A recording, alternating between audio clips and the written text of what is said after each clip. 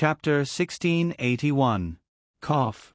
Mata suddenly smiled and said, "It's great to see you here, instructor. We've completed the mission of eliminating 10 second-grade spirit beasts. Can you bring us away now?" Instructor Wei Wei's expression changed slightly as he looked at Mata. "Oh. What about the crystal core?" Aba glanced at him indifferently. "Wait here." She then called Duanmu Qing, Mata, and Little Fatty, and went behind the rocks at the back before releasing the 10 spirit beast corpses. The 4 of them moved the 10 spirit beast corpses in front of the instructor. Wei Wei's expression was complicated as he looked at the students, then at the spirit beast in the middle that had obviously been slaughtered. Instructor Wei Wei frowned slightly as he stared at Aba with a serious expression. "You're a talisman master, you should have a storage talisman, right?" Qi Xianxian and the others' hearts skipped a beat.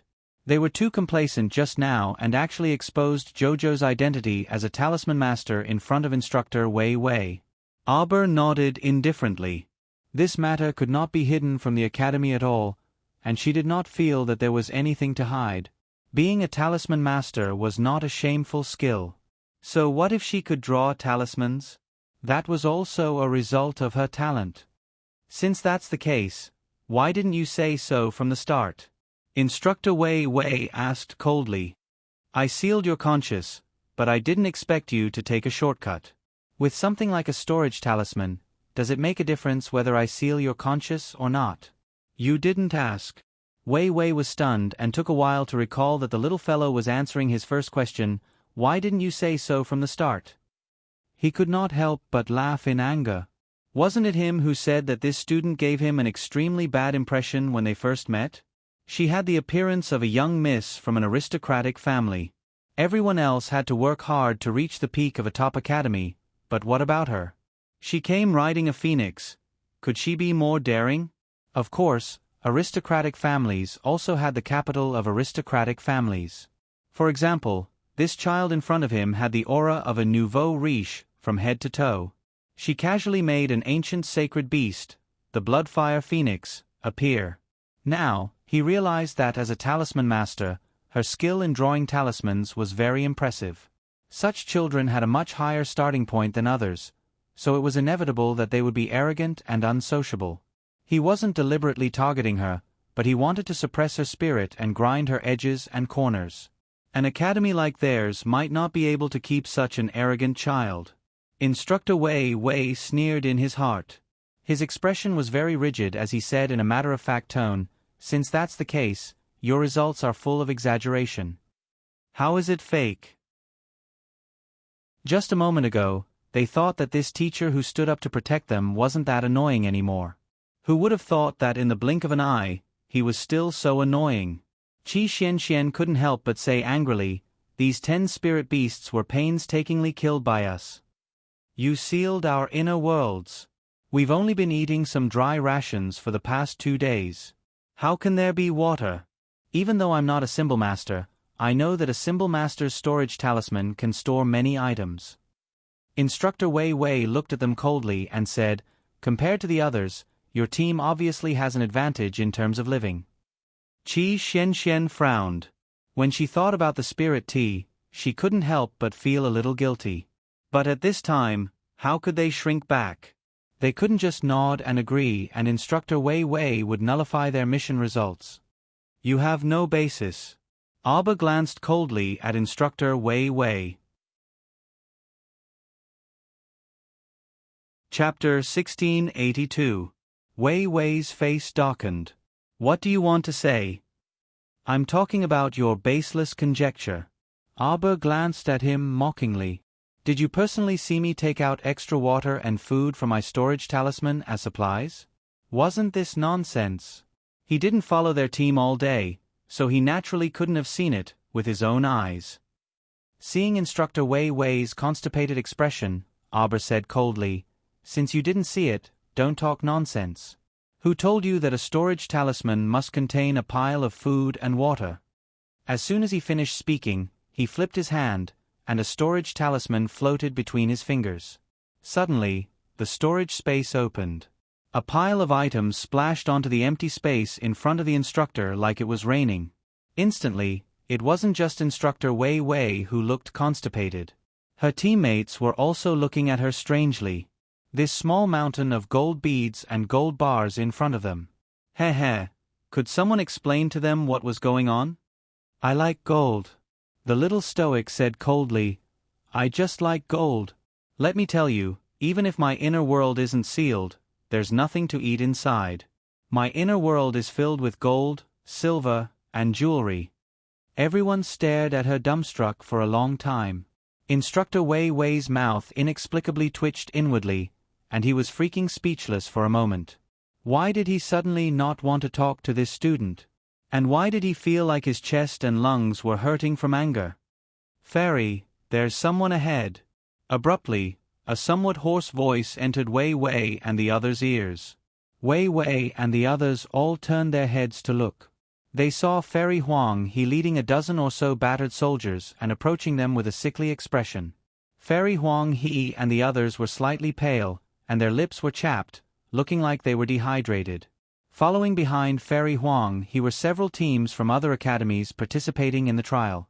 Zhu Bozong and Peng Guang were also following behind Fairy Huang He and the others.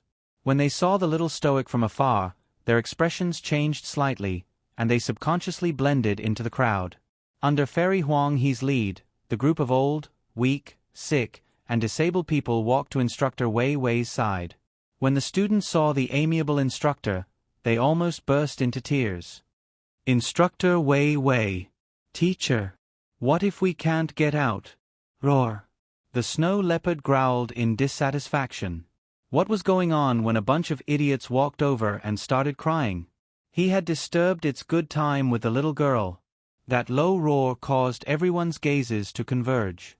When they saw the true appearance of the snow leopard, everyone suddenly sucked in a breath of cold air and instantly took a step back in shock.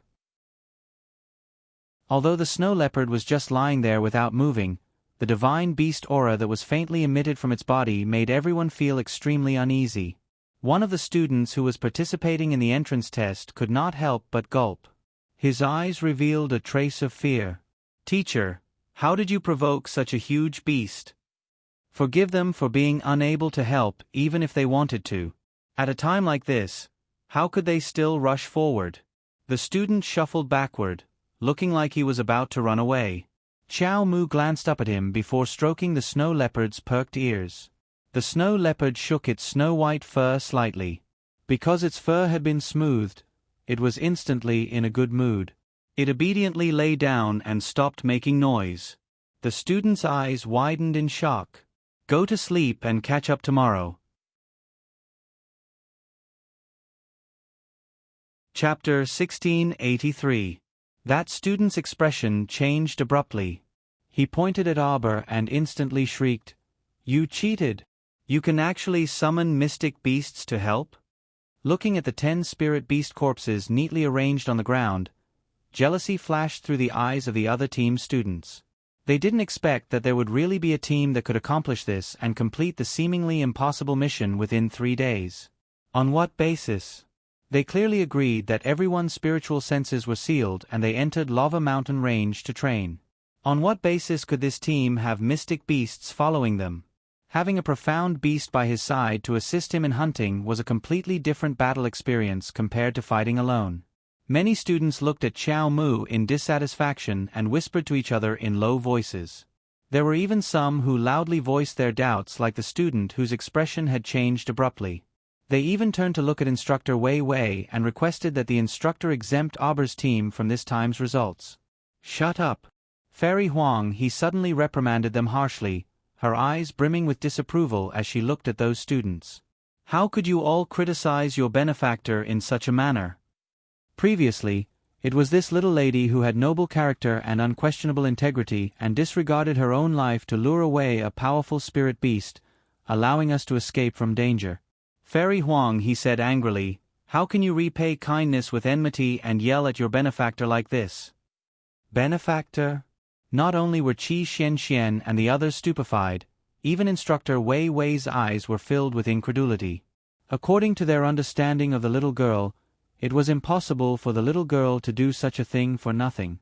They didn't know if this fairy had misunderstood something. If it weren't for this little lady's help, how could we have survived until now?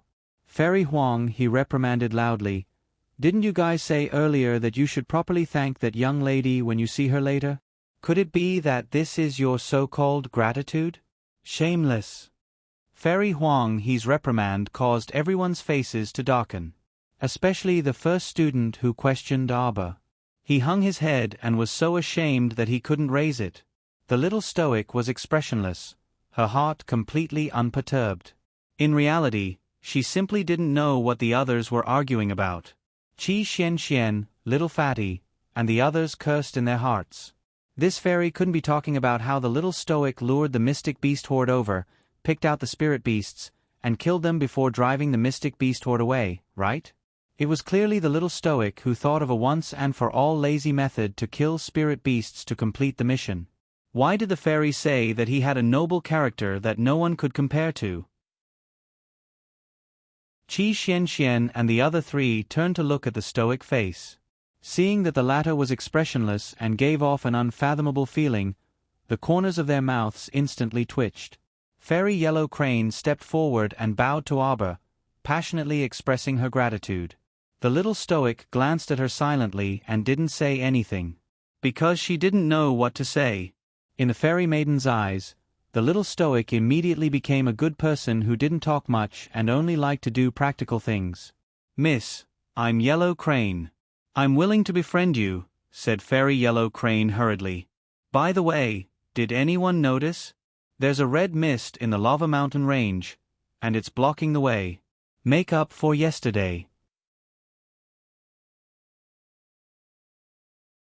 Chapter 1684. Wei Wei looked up at the red mist above the Lava Mountain Range and nodded indifferently. This is because lava is everywhere in the depths of the Lava Mountain Range. This red mist will appear at the beginning of every month. But it doesn't matter. In this situation, you only need to wait for a night. When the mist dissipates tomorrow morning, you can leave. After saying this, Teacher Wei Wei specially glanced at the few groups behind Fairy Huang He. Everyone's situation was very bad. Especially Fairy Yellow Crane's team. They had agreed to leave this damned place, the Lava Mountain Range, by today. They had always believed that they could enter Anka City and have a good rest before nightfall. In the end, once the hope in the bottom of his heart was overturned, his entire spirit and energy also collapsed. Coupled with the anxiety and uncertainty about the future, the members of Fairy Yellow Crane's team were in a very bad situation. As the leader, Fairy Yellow Crane naturally knew that her team members were in a bad situation. But now, she was like a clay bodhisattva crossing a river. She couldn't even protect herself, so how could she care about others? Since the afternoon, Fairy Yellow Crane's water supply had been cut off. Cutting off water in the scorching Lava Mountain Range meant that they were one step closer to death. Cultivators only had slightly better endurance than others. Even great spiritualists might not be able to achieve true inedia. Wei Wei asked in a low voice, "What do your team say? Do you want to leave with them, or continue with the unfinished entrance test mission? If we persevere until the end, can you guarantee that we'll definitely be able to enter the academy?"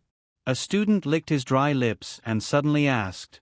Wei Wei glanced at him indifferently and shook his head. "I can't guarantee it. In reality, the top academies would not recruit more than 3 students every year. The academy had always been working towards cultivating elite students. The good and the bad were uneven. Even if there were many students, it would not be of much use. The students who would stay in the top academies in the end would definitely be the 3 most outstanding students in this batch. There was no need to doubt this. When the student heard him say such heartless words, his face immediately turned green with anger. Since there was no guarantee that he would be able to enter the academy, who would be happy to continue tormenting himself? If he continued tormenting himself like this, his life would be over. He would not be able to enter the academy before he died. Who could accept this? What kind of top-notch academy was this? It wasn't even as famous as the 4 great academies. No one would be willing to sacrifice their time and life for such an unknown academy. In the end, they might even end up with nothing. Although it had only been 2 nights in the lava mountain range, it felt like 2 to 3 years had passed. It was torturous. Behind Fairy Yellow Crane, several student groups were clamoring that they wanted to immediately leave the mountain and never have any interaction with the top academies again. When Instructor Wei Wei heard this, he simply nodded his head indifferently. He didn't even try to persuade him to stay. If he wanted to stay, he would stay. If he wanted to leave, he would leave. This was his attitude. This made those students who had spent so much effort to no avail feel somewhat dejected. The crowd that was already irritated by the lack of water suddenly became restless. Chapter 1685. However, due to Fairy Yellow Crane's benefactor excuse, the group was a bit embarrassed and directly asked Arbor and the others if they had water. Arbor was currently tidying up the pile of treasures at Instructor Wei Wei's feet with his head lowered. After being interrupted by Fairy Yellow Crane and the others, Instructor Wei Wei forgot to ruthlessly teach this student a lesson. How can you use your inner world? A youth participating in the entrance test couldn't help but question when he saw Arbor unhurriedly tidying up the pile of treasures on the ground with bulging eyes. Although Fairy Yellow Crane felt her mouth and tongue dry, she still couldn't resist jumping out to stop that youth. Why are you making a fuss? Did you not understand what I said just now? Daring to raise your voice at my benefactor means you're going against me. That youth couldn't help but grit his teeth and whisper, Fairy, could you have seen wrongly? We're all well aware of Arbor's strength. He's only a level 15 minor success great mystic cultivator. You're saying he entered a mystic beast horde alone and even lured away the spirit beasts? No one would believe you if you said that. Punk, are you courting death? Seeing that Fairy Yellow Crane was about to attack him, that youth hastily shrunk his neck and retreated a step. He stammered awkwardly, I am only judging the matter as it stands. After all, your words are very different from Miss Chow's own strength. If Miss Chow was a level 15 great spiritual cultivator, then it was still acceptable for her to enter a mystic beast horde alone and safely lure away the spirit beasts. But right now, this little lady surnamed Chow was only a level 15 great mystic cultivator. In terms of cultivation, which one of the people present wasn't a level 13 great mystic cultivator or above? Could there be such a big difference between 2 levels? Oh, a dozen or so level 13 great mystic cultivators couldn't beat a mystic beast horde, but a little lady could easily enter and exit a mystic beast horde and lure away the spirit beasts? That was impossible. Fairy Yellow Crane most likely saw wrongly due to her old age.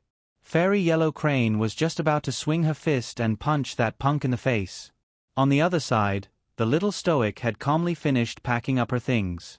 She didn't even look up and directly walked to the snow leopard's side. She jumped onto its back and rubbed its snow-white fur. Let's go. Roar. The snow leopard turned around and faced the students with different expressions with its butt. With Arbor on its back, it walked gracefully. Qi Xian and the rest did not hesitate and hurriedly followed behind. They did not even look at the group of students. A bunch of idiots couldn't be bothered with them. In fact, Jojo was the one who had caused the mystical beast horde. But if Jojo hadn't chased the mystical beasts away, would these idiots still be alive? He even dared to question Jojo's actual combat ability. He's really something. If Jojo really wanted to argue with them, even if they ganged up on Jojo, they would not be able to gain any advantage. If Jojo claimed to be number 2 in terms of actual combat, no one would dare to claim to be number 1. Hey, wait! When the group of students saw Arbor and the others leave without looking back, they immediately became anxious. The youth who spoke even chased after them and asked with an unsightly expression, Wait! I saw many water sacks hanging from the little fatty's waist earlier. Since we're acquaintances, why don't you give a few water sacks too? Scram! Arbor turned around and used a mystic energy to force back the youth who chased after them. He knitted his thin brows and swept him a displeased glance. Chapter 1686. Boom! From the outside, it looked as if the entire 17th floor of the Tower of Punishment, which was completely black and enveloped in a ring of raging flames, had suddenly shuddered a few times. The walls of the tower below the 14th floor were all shaken by a powerful air current, and cracks began to appear on them. Soon, as the ring of raging flames emitted a dazzling red light, the 17th floor of the Tower of Punishment slowly began to repair itself under the scorching red light. As time passed, the cracks on the tower's walls began to slowly heal. At this moment, little Tai Sui, who was sitting in the center of the 14th floor of the tower, was tightly pursing his thin lips, and his forehead was overflowing with sweat. His battle with Emolien had lasted for a full 3 days and 2 nights. What shocked him was that the human was still not exhausted even after fighting for so long.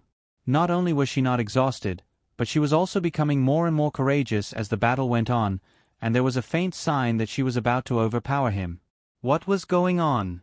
He had only been here for a few years, and this human from the lower star field had evolved into such a freak. Dao Wuji smiled wretchedly and crossed his arms over his chest. Little Tai Sui, I see that you're about to die, so why are you still holding on? The two of them had been fighting since 3 days ago.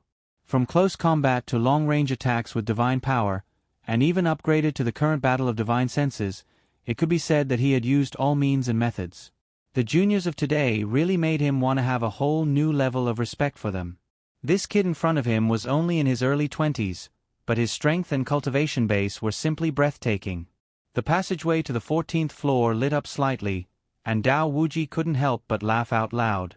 Oh, Peony Fairy, you can't stand the loneliness and came to find a man again. Go to hell. The Peony Fairy glared at him in annoyance, and then her gaze fell on the 2 people on the stage, one sitting and one standing. Little Tai Sui was sitting cross-legged, and sweat was seeping out of his forehead. She then looked at the young man standing with his eyes closed. His expression was indifferent and cold, and he didn't seem to be under much pressure. From an outsider's point of view, the 2 of them looked calm. In truth, they didn't know that the 2 of them had reached the most crucial moment of the battle. At this moment, the 2 consciousnesses were competing with their consciousnesses in the boundless desert. Each of them held a sword and flew back and forth. From time to time, the 2 figures would exchange punches and kicks. Sparks flew as the 2 swords clashed. At this moment, the little Tai Sui had a cold expression on his face, and his face was as handsome as jade. He was about the same height as Emolien, and he looked nothing like the child he was in the outside world. This was the manifestation of little Tai Sui's divine sense. The 2 of them had been fighting for at least an entire night in this space. Little Tai Sui had clearly discovered that as time passed, its opponent's consciousness projection seemed to be becoming more and more substantial. On the other hand, he had been stabbed several times by Emolien's long sword, and his spiritual body was on the verge of collapse. Little Tai Sui frowned slightly, and a vicious look appeared on its face. It suddenly bit the tip of its tongue and spat out a mouthful of blood. In reality, the onlookers only saw that little Tai Sui, who was sitting there, spat out a mouthful of blood, and then collapsed to the ground with a dispirited face. Dao Wuji laughed and was just about to say, "Little Tai Sui, you lost," when he saw a trace of blood dripping from the corner of Emolien's mouth. Dao Wuji couldn't help but be startled, and then he hurried forward. "Boss." The Luo brothers looked at him with disdain and said, "Go away, who's your boss?" "Hurry up, should we help Boss sit down? Boss seems to be injured too."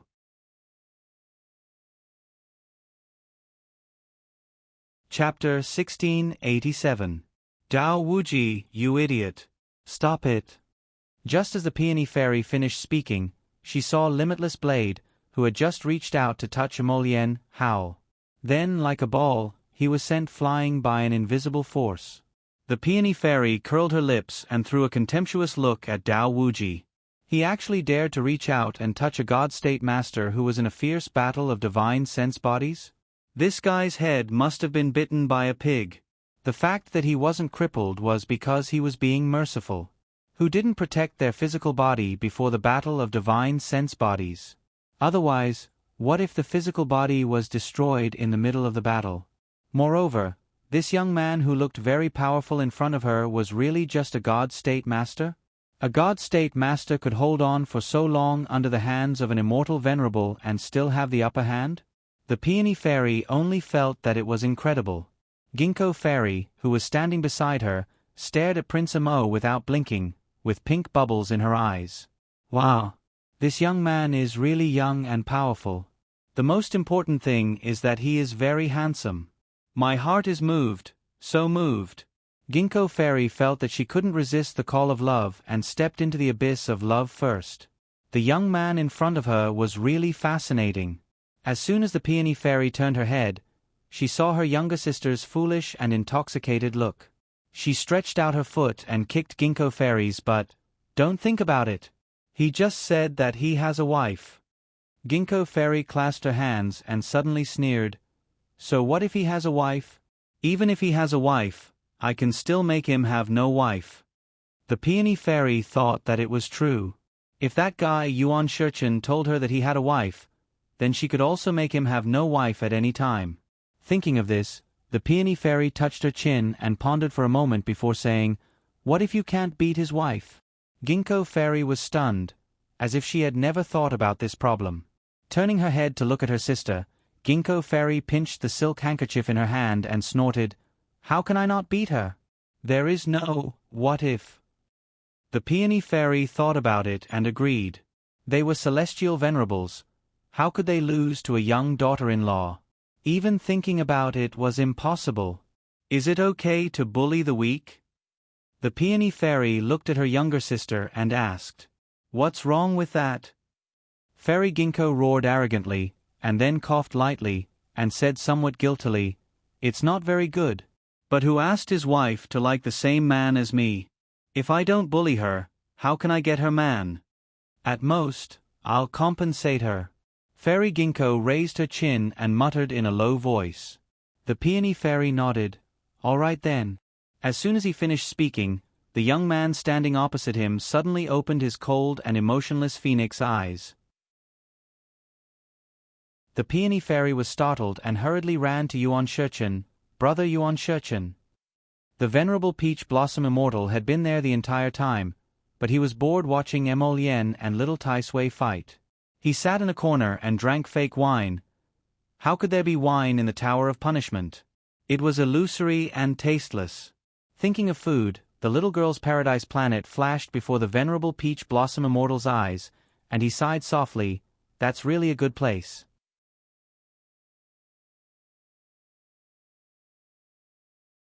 Chapter 1688. "Sir, are you all right?" Celestial Maiden Ginkgo walked over to Emolien with a smile. Emolien dodged and didn't say anything to her. Celestial Maiden Ginkgo's smile froze on her face. It was hard for a delicate beauty like her to greet him with a smile, but he actually turned a blind eye to her and dodged to the side. Was this man blind? At this moment, little Tai Sui opened its eyes and patted the non-existent dust off its body. It stood up and looked around with a cold expression. Then, it raised its eyebrows and frowned slightly. "What are you all doing here? Who allowed you bumpkins to come to my 14th floor? Do you not want to live anymore?" Little Tai Sui's angry roar startled the Luo brothers on the 10th floor, Thin Tuchuo on the 11th floor, Ginkgo Fairy on the 12th floor, Peony Fairy on the 13th floor, and Limitless Blade, who was enjoying the show. However, when they saw a faint wisp of divine power flowing over his palm, they knew that this child was sulking and was looking for a punching bag. F***CK. It was their fault. They had all come to the 14th floor to watch, but little Tai Sui had failed to defend the 14th floor of the Tower of Punishment. "You've been humiliated. You're in a bad mood." Everyone was secretly amused and covered their mouths with their hands. Little Tai Sui's cute and handsome face scowled, and its childish voice was cold and merciless. "If you don't piss off, I'll make you all hang here. Don't go down. TCH. Before Dao Wuji had a chance to provoke it, he saw Celestial Maiden Ginkgo staring at little Tai Sui with stars in her eyes. Dao Wuji couldn't help but be dumbfounded. "You're looking at an 8 or 9-year-old boy with such an infatuated expression. Is it appropriate for you to not even let a child go?" "Little Tai Sui, let's go right away," one of the Luo brothers hurriedly said. He turned and exchanged a glance with Emolien before leading the group toward the entrance to the 15th floor. Stop right there. Little Tai Sui suddenly shouted to stop them. Everyone turned their heads helplessly, waiting for the mature voice but the appearance of a child to reprimand him. I'll go up with you. Everyone! Exclamation point. Then why did you waste so much time talking to Emolienne and hit her for 3 days and 2 nights? Was that a joke? Wouldn't it have been better if he had let them go earlier? Little Tai Sui silently glanced at Emolienne and said with a mature expression, "This venerable is just a little curious. I wonder if you can pass the 15th floor. Can you reveal who is guarding the 15th floor?" Hee hee. Little Tai Sui sneered and glanced at Dao Wuji who was speaking. You failed to challenge the 13th floor, and now you're just following others. What right do you have to ask me so many questions? Get lost. Wuji Dao was speechless. The child's cold eyes told Dao Wuji a fact. People who freeload had no human rights. How infuriating. He really wanted to grab this kid who was scolding him with a straight face and give him a good beating. Emolienne's team seemed to be getting stronger and stronger. Now, all the guardians from the 10th floor to the 14th floor were following behind them. Each and every one of them had the expression of a spectator. With the addition of Dao Wuji and Ma Shichen, this team had quite a sizable number. When everyone arrived at the 15th floor and saw that it was completely empty, they all became wary. Catch up on the latest chapter after waking up.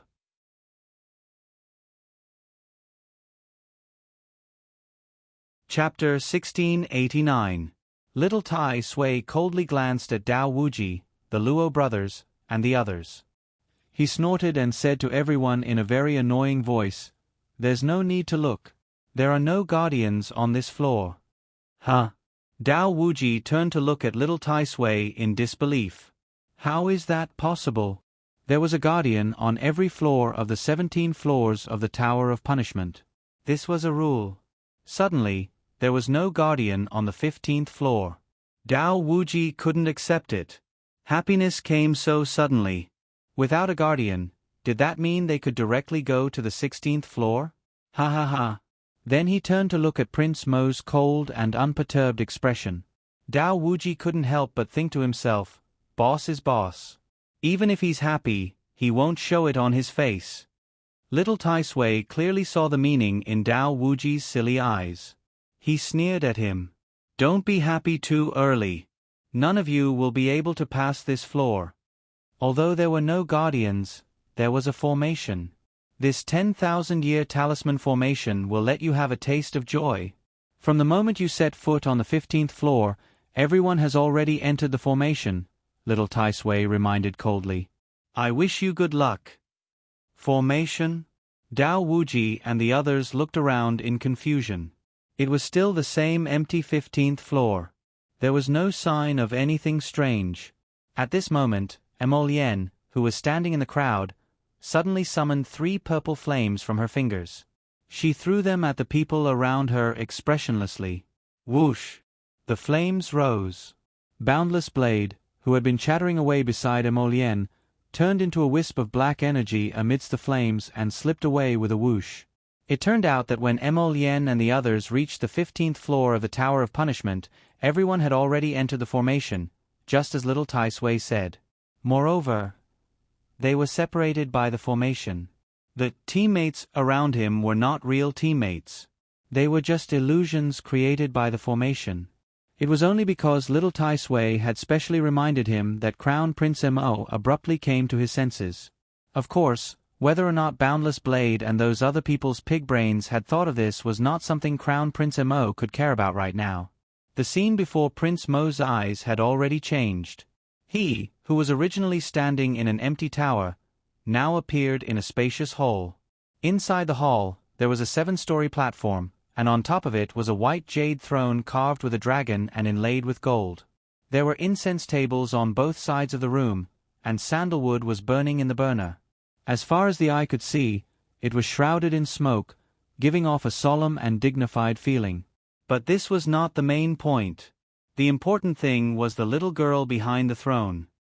He was no more than 7 years old and was kneeling on the ground with his back facing him. He seemed to be very busy. He saw that her sleeves were rolled up to the crook of her arm, revealing 2 fair and tender arms. Only when he got closer did he see clearly what this little fellow was busy with. She was putting pieces of gold bars as wide as her palm into a floral package. A strange feeling slid through Crown Prince Mo's heart. This back view, why did she look so much like his baby? A bad premonition suddenly arose in his heart. He had already walked around to the back of the platform. This time, he could clearly see that it was not just one little girl who was busy. There were clearly 8, 9, or 10 little girls who were all busy moving gold bars. Some were standing, some were sitting, some were lying down, some were crawling. Every single one of them was working so hard to pack the gold bars. This chapter adds to yesterday's drop.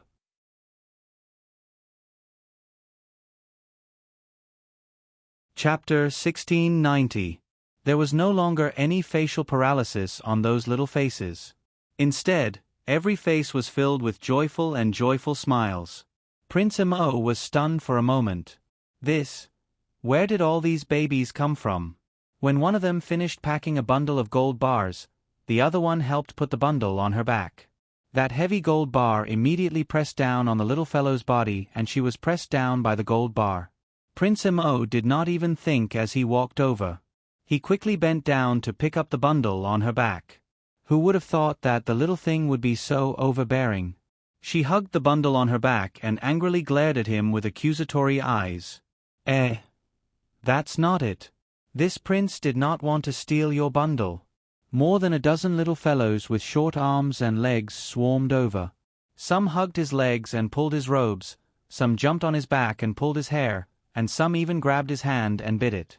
It was like he had done something unforgivable. In reality, he had seen that the bundle was pressing down on this baby until she almost fainted, so he was kind enough to take it for her. Emolien didn't know whether to laugh or cry. What kind of illusion was this? This strange illusion. How could there be so many 7-year-old Jojo? This kind of illusion, what was it testing him for? Crown Prince Mo sighed as he pulled down the string of Chow Chow hanging on his body one by one, arranging them neatly one by one.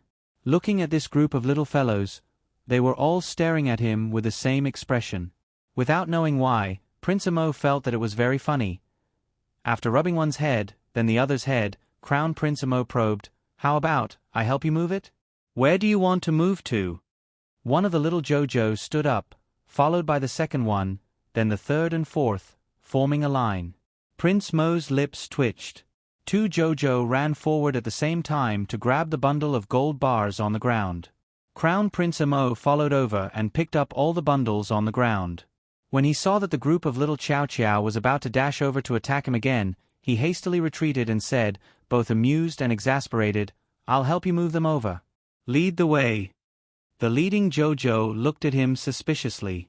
With a wave of his little hand, he turned around and led the group of Jojo to the back of the hall. Crown Prince Mo quickly followed after her.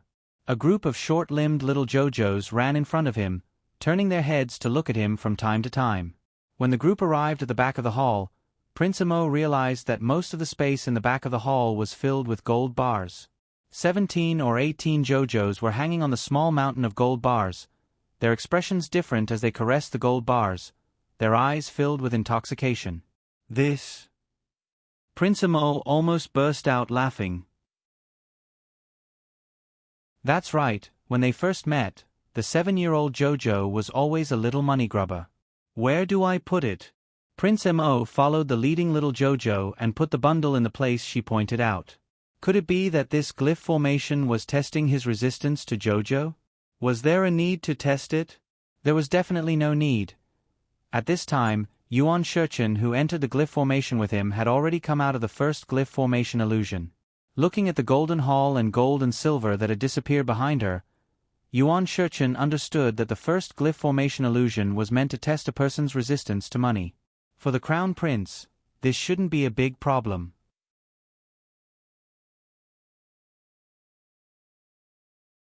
Chapter 1691. Northern Prince Mo was in a high position. What did he not have? Naturally, he would not be blinded by a little bit of wealth. However, What Hu Shurchen did not know was that Prince Mo had really been left behind in the Hall of Wealth. It was not that he was blinded by the wealth, but that pile of babies was really lively and charming. Prince Mo was personally moving gold bars for the babies.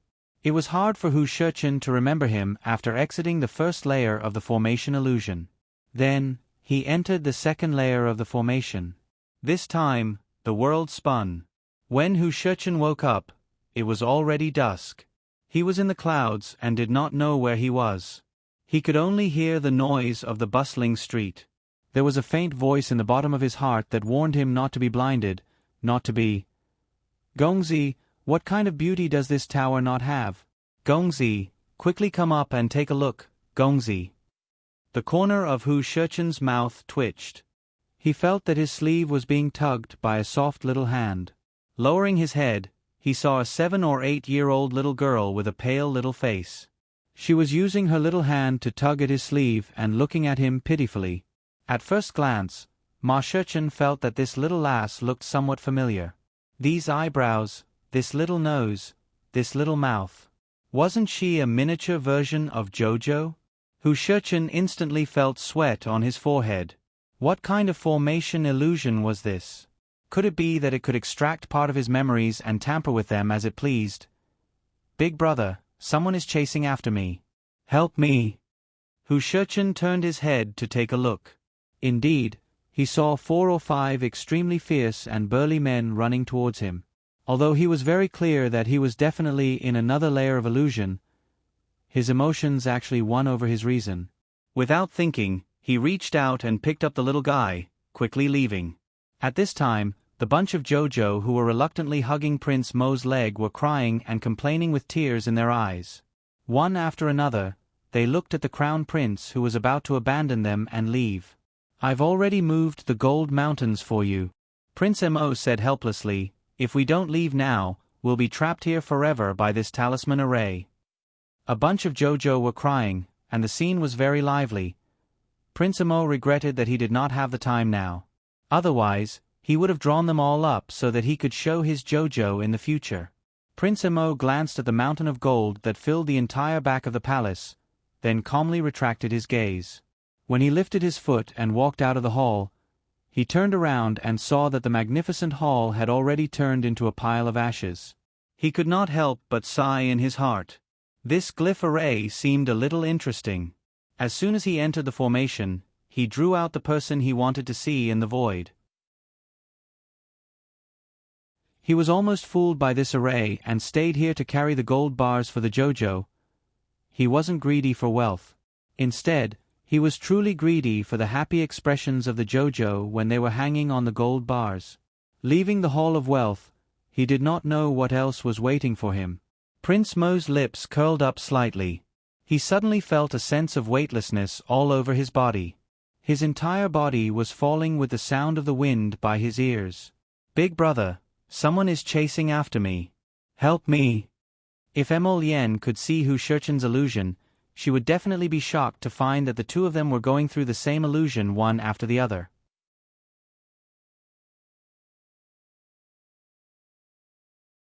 Chapter 1692. Picking up the little princess who was being hunted down on the streets, bringing her back to Raise, helping her defeat her ambitious siblings, grooming her, and helping her ascend to the throne of the little queen. This series of events happened naturally. Everything was inexplicable. Many times, Hu Shurchen almost couldn't remember where she was. Was she living in an illusion, or was she living in reality? This dreamlike talisman matrix was too torturous. Emolienne started to admire the master who made this talisman matrix. He was definitely a talisman master who stood out from the rest. This talisman matrix could even bring them into a completely different world. This world had a predetermined development routine. Starting from the time he picked up the little princess who was wandering, the story developed step by step in its own direction. According to the direction of the story in this talisman matrix, Emolienne would eventually kill this little puppet queen and ascend to the throne himself. However, this talisman matrix master was looking down on him too much. He simply didn't care about the throne of such a small country. Moreover, this little queen's face looked too much like his family's Jojo.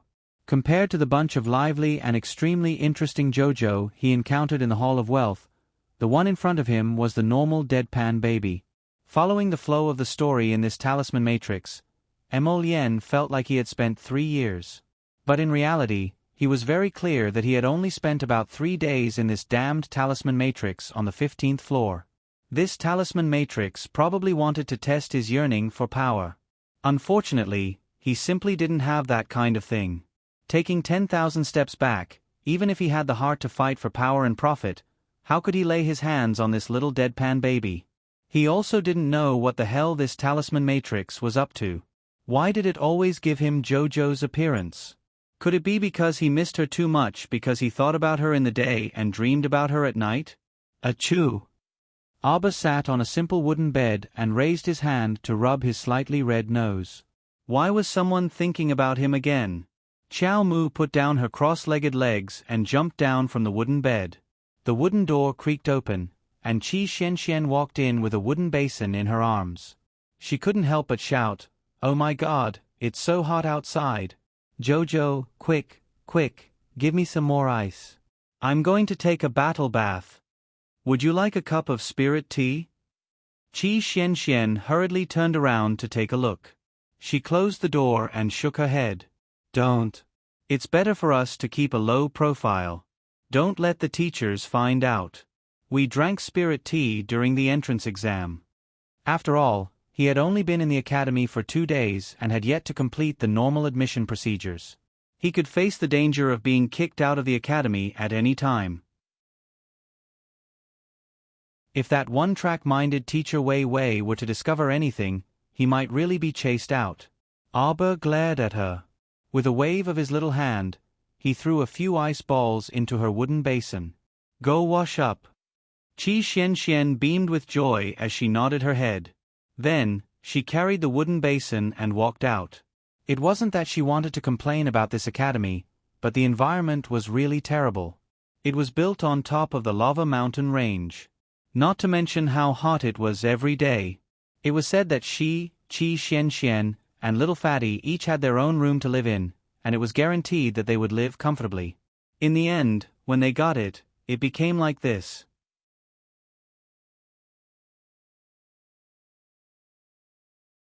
Chapter 1693. Not to mention the furnishings in the room, even the bed and chair were extremely old. Looking at the mud walls, they were full of holes and looked like they had not been repaired for a long time. There was nothing in the room, nothing at all. When Abba had just moved in 2 days ago, the wooden bed was dirty and there was not even a mattress. Luckily, she had packed a lot of daily necessities in the storage talisman. After making a comfortable bed for herself, she was able to lend 2 mattresses for Little Fatty and Qi Xianxian. "Chow chow." Little Fatty's voice called out to her from outside. Abba opened the door and saw Little Fatty, who was sweating profusely, walking over. As he walked, he said, "Principal Yun is back. Instructor Wei Wei asked us to gather in front of the academy peak. Hee, we can finally register for admission." Little Fatty rubbed the back of his head and laughed. He had been waiting for this day for so long that his eyes were about to tear. The other 2 senior brothers from the 2nd year and the senior brother from the 3rd year have also returned. Soon, everyone will be able to meet each other. Little Fatty said excitedly, "From what Mata said, those 3 senior brothers are all talented people. Compared to senior brother Duanmu, they are not inferior at all." Speaking of which, this top-notch academy was really hilarious. It was obviously called Top-Notch Academy, but it did not seem to be top-notch at all. Previously, before they came to participate in the entrance examination, the total number of students in the academy did not exceed 5. There were 3 in the 2nd year, including Ma Ta, and 2 in the 3rd year. The saying that there were no more than 3 students in a year was completely true, because until now, even if Aber and the other 2 were included, the number of students in the entire academy could be counted with one's fingers. In this Shuntian prefecture continent, which academy would not have more than 10 students? It was a top-notch academy. If they randomly pulled a small academy over and compared it with a top-notch academy, the number of students in the top-notch academy would be reduced in a matter of minutes. No matter how small the academy was, it should have more than 100 students, right? However, the top-notch academy was different. In 3 years, it had only recruited 9 students. It was said that one of the students had even left the academy. Because of this, he had gotten into an argument with the academy's instructor. Of the 103 peaks in the Lava Mountain range, only a few were habitable. Aside from the Cloudmoke Cliff where the dean lived, the instructors all lived on the instructor's peak.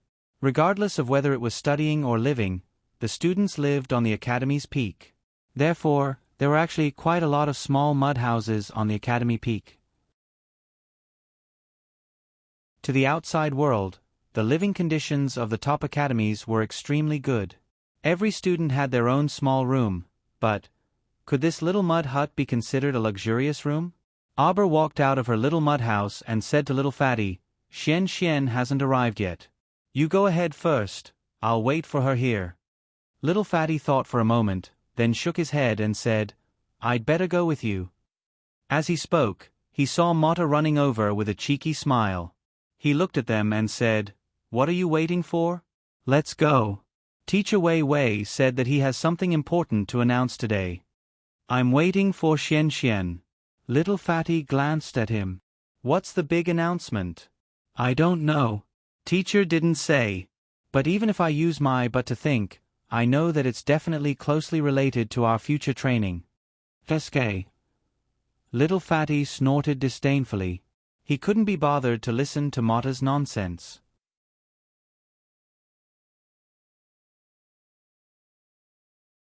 Chapter 1694. About 15 minutes later, Qi Xianxian came out of the room and saw Mata's perverted gaze. She screamed instinctively and lowered her head to look at herself. "Damn, my clothes are neat and tidy. There's nothing to be alarmed about. It's all Mata's fault. He always looks at people from the bottom up. His eyes are especially perverted. He had a handsome face, but he had a pair of perverted eyes. What are you looking at?" Qi Xianxian glared at Mata angrily. She turned around and walked towards Auber. Qi Xianxian held Auber's arm and looked at them in confusion. "What's wrong? Are you all waiting for me here?" Fatty nodded vigorously. "Let's go. We're going to the front of the academy peak. Dean Yun Xiong is back. A few seniors are here too." Mata said that the teachers have something important to announce today. "Oh." Qi Xianxian shrugged. She held Auber's arm and said softly, "Could it be that Wei Wei slandered us in front of the dean?" This guy had been holding a grudge against Jojo for using a storage talisman in the entrance test until now. Auber said calmly, "Let him do whatever he wants." They went to the front of the Academy Peak's main hall. Other than Duanmu Qing, there were 3 other men standing there. These 3 people should be the senior brothers of the 2nd and 3rd years of the academy. Looking at them, they should be around 25 years old. Auber was very familiar with one of them. When they first met, it was the man in green who drew a circle on the ground with Auber. It was Hua Tao. When the other 2 second-year senior brothers, Jiang Shaoxin and Lu Yu, saw that everyone was walking over under Mata's lead, they also nodded at Xiao Mu and the others in acknowledgement. "All right, everyone's here," Teacher Wei Wei said calmly. "The 3 new students, come over here to register. From today onwards, the 3 of you are official students of our top academy." Dean Yun Xiong seemed very happy. The smile on Dean Yun Jiu's face deepened. He was simply letting the little girl get in based on her own ability and knowledge, instead of opening a door for her. It was hard for people to dislike such a young genius. "Today, I'm not only here to welcome the 3 new students," Instructor Wei Wei continued, "I have another important announcement to make. Including the 3 new students, the Academy has a total of 8 people. In order to better hone your temperament and willpower, the Academy has decided to abolish grades. The 8 of you will be divided into 2 groups. Everyone will start from 0 to accumulate Academy points. In 3 months, those who are able to obtain more than 1,000 points will be qualified to participate in the school league. Only those who obtain 3,000 points in a year can graduate successfully. The points will be reset to 0 after the new year. In other words, if they couldn't save up 3,000 points in a year, they would have to continue learning in this lousy academy. He would continue to study for an indefinite amount of time. Little Fatty, Qi Xian, and Arbor looked at each other silently.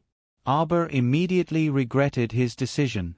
Wasn't this academy a little too unreliable? What did it mean to be divided into two groups?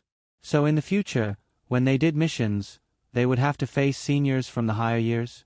Also, this point system would definitely be very fraudulent. Arbor had a headache just thinking about it. In the future, they would have to walk on a rugged path of desperately earning points. There's still one more update. Tomorrow during the day.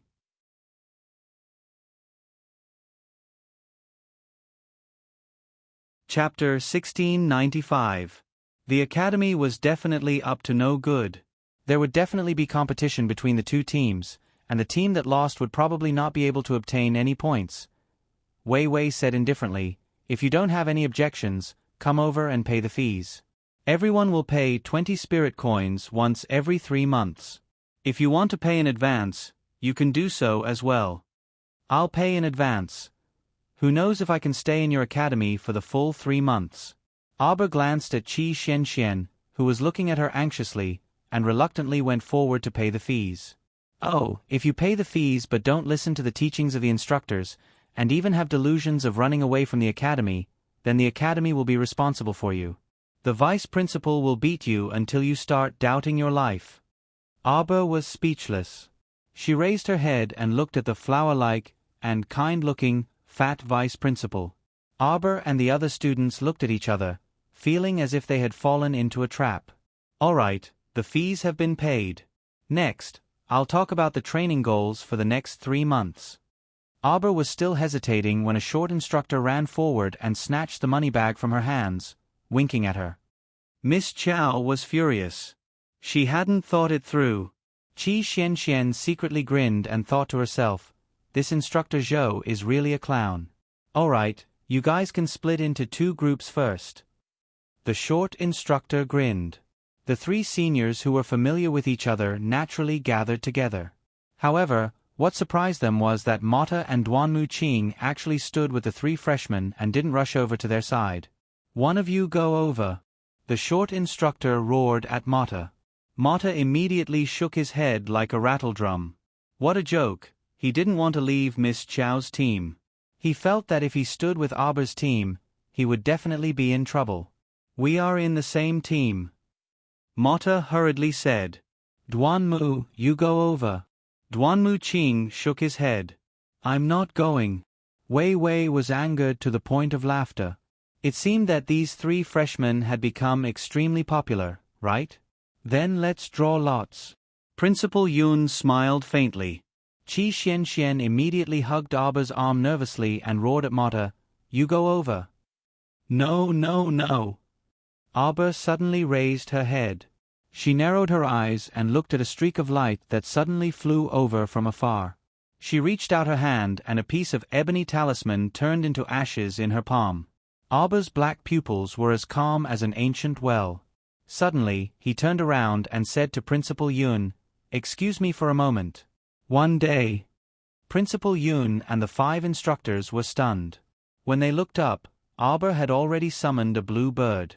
With a whoosh, he landed on the blue bird and flew down the mountain. "Jojo, where are you going?" Qi Xian was startled and hurriedly shouted at Arbor's departing figure. "Kill." A calm and indifferent voice came into everyone's ears from afar, causing them to feel a chill in their hearts. "Dean." Instructor Wei Wei looked at Dean Yun with a solemn expression. "Wasn't this little girl too unruly and unruly?" Dean Yun smiled and said, "It's okay, she will come back." Who hadn't been hot-blooded when they were young? Haha. Everyone looked at each other in dismay. They felt that the dean was being too lenient with the little girl. Dean Yun smiled. "You guys go draw lots first. I will go out for a moment." The little girl running out alone was naturally not reassuring. He planned to follow her and take a look.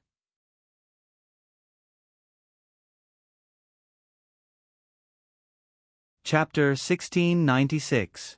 Of course, Yun Fiang would never tell them that he was only there to watch the show. He had a feeling that the little girl was going to do something earth-shattering this time. Strange. Why was he looking forward to it? Back to Arbor. After leaving the academy peak on the Blue Phoenix, she rushed toward the location indicated by the tracking talisman. Before the tracking talisman disappeared, it had already transmitted Tan Fa's location to her accurately. It was not very far. The Blue Phoenix could make a round trip in one day. Most importantly, she was very familiar with Tan Fa's hiding place.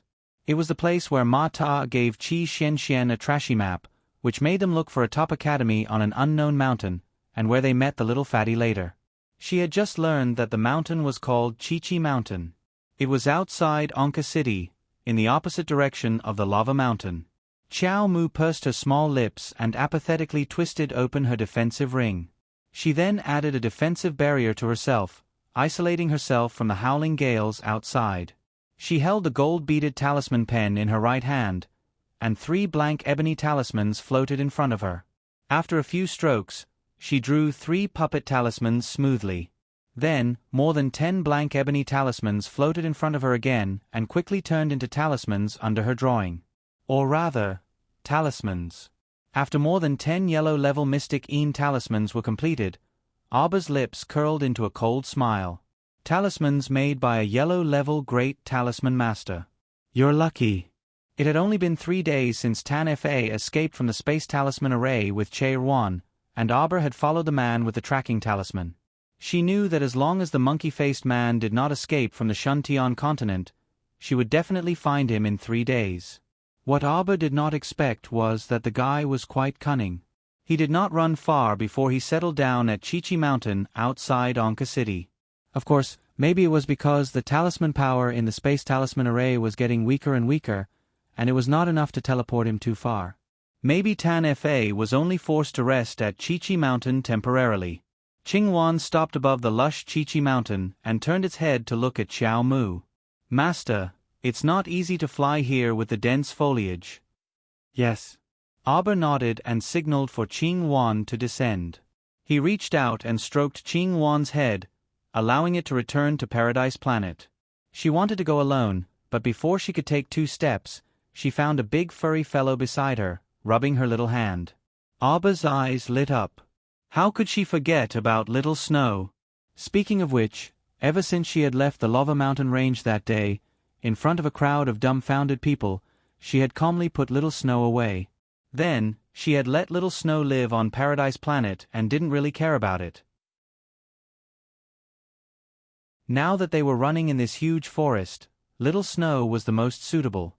Its speed was very fast, and its 4 limbs were very strong. Sitting on Little Snow's back, he only felt the wind whistling past his ears.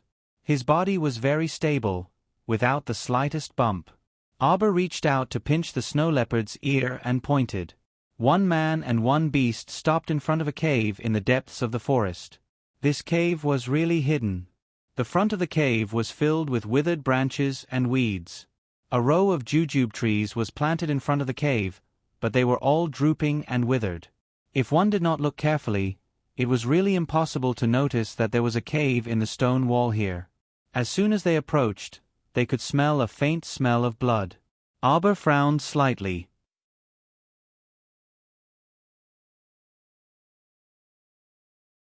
Chapter 1697. Oh.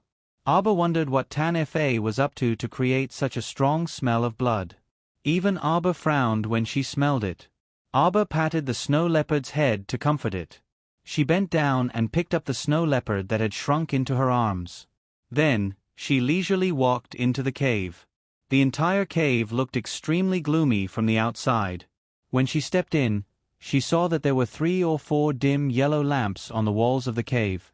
The cave was empty except for a small bonfire in the corner. A small pot of boiling water was hanging from a frame. Next to it was a bunch of chopped branches. Arbor's gaze moved to the center of the cave. There was a large grayish-brown urn. The strange smell of blood was coming from the urn. Arbor walked to the front of the urn unhurriedly. The closer she got to the urn, the heavier the smell of blood became. It was extremely unpleasant.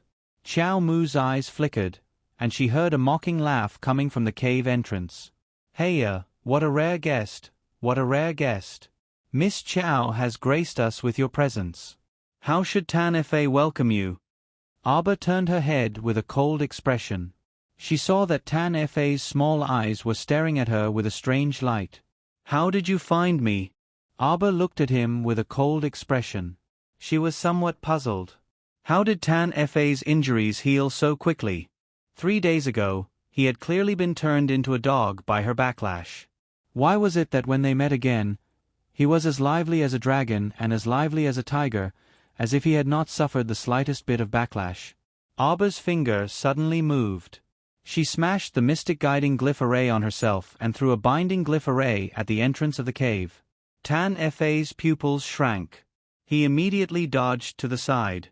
Unexpectedly, he heard a bestial roar. A white light suddenly rushed to his side. With his many years of battle experience, Tan Fa suddenly had a bad premonition. He made a prompt decision and rolled to the side. This avoided Little Snow's sudden bite.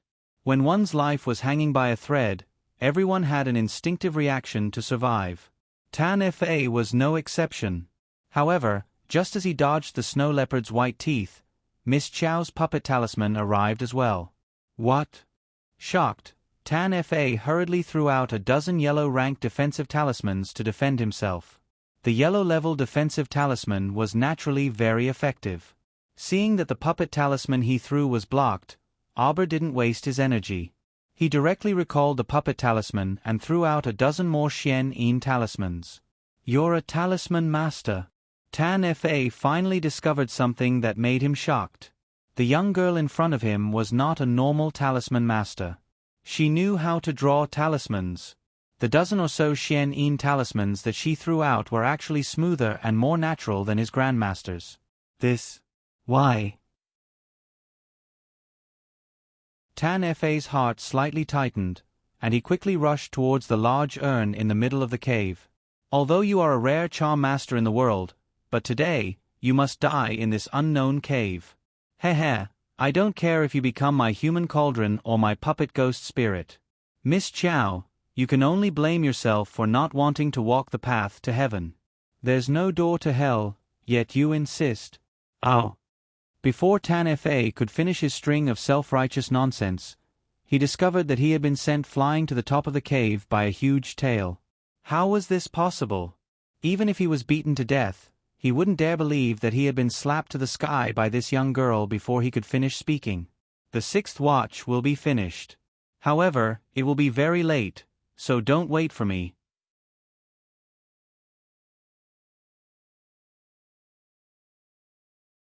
Chapter 1698. Auber expressionlessly looked at Tan Fa, who had been whipped into the air by the little white squirrel's tail, coldly curling her lips. Then, he rushed to Tan Fa's side with a big stride. With a flick of his finger, a puppet charm suddenly entered Tan Fa's consciousness. Tan Fa vigilantly opened his eyes wide. The sentence, "What did you do?" had only been uttered 3 words when he suddenly felt that his conscience seemed to have been poured in by a surge of power, directly tearing it apart. His entire body was in so much pain that he immediately fell to the ground, hugging his head and rolling back and forth on the ground. Auber didn't care about him, sauntering forward, kicking open the lid of the large urn. Inside was Che Ruman's deathly pale face, which didn't surprise her in the slightest. Charm masters had always been sinister, which was why they were despised and intolerable by the world. However, in reality, the more the charm masters were despised by the world, the more perverted and frightening their actions were. At this time, Che Ruman's eyes were gouged out, her tongue cut, unable to make the slightest sound. Although her 4 limbs weren't chopped off, but looking at her limp appearance, she already didn't have the tendons in her arms and legs all snapped, without the slightest strength to resist. There was a thick smell of blood in the large urn.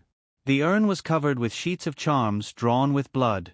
Auber roughly looked around. This was an extremely vicious forbidden spell, disgraced by the righteous charm masters. Regardless of gender, as long as the person was placed in a container covered with blood charms, and the power of the curse seeped into the person's body, it would have the effect of the blood curse. This kind of blood curse was really very nourishing for the person who drew it. Within 49 days, it could endlessly absorb the essence, energy, and vitality of the person under the curse. No wonder this damned man, in less than 3 days' time, was able to walk out from the previous serious injury of the backlash. It turned out that he had absorbed Che Ruman's power. Of course, the backlash and side effects of this kind of blood charms were very obvious. Once the absorption was interrupted midway, not only would one suffer an extremely disastrous backlash, but it would also cause the person who drew the curse to lose their cultivation to 0 for 7 days. What's more, if they went for wool and came home shorn, it would cause their bodily functions to deteriorate rapidly, and some of them would even be worse than their original body. And now, what Abba wanted to do was to let this insidious man in front of him reap what he sowed. Ah! The man whose conscience was injured was rolling around on the ground. He suddenly raised his head and saw Abba looking back at him coldly. His heart skipped a beat. Tan Fa stretched out a hand and let out a sharp cry that even he couldn't understand. Wait! Abba's small hand, which was covered with a layer of Vajra talisman, directly grabbed Che Ruman's hair, lifted her out of the big urn, and casually threw her aside. A light flashed in her hand, and an ordinary-looking iron hoe appeared in her hand. Clang! With a swing of the hoe, the big urn was completely smashed into pieces. Ah! Tan Fa let out a blood-curdling scream as he spat out a large pool of blood from his mouth. Abba didn't even bother to look back, and directly used the hoe to smash the big urn into smithereens, completely destroying those blood charms stuck on the urn. Tan Fa collapsed on the ground, his face full of disbelief. He probably didn't expect that in just a few minutes, he was about to be killed by this savage little girl in front of him.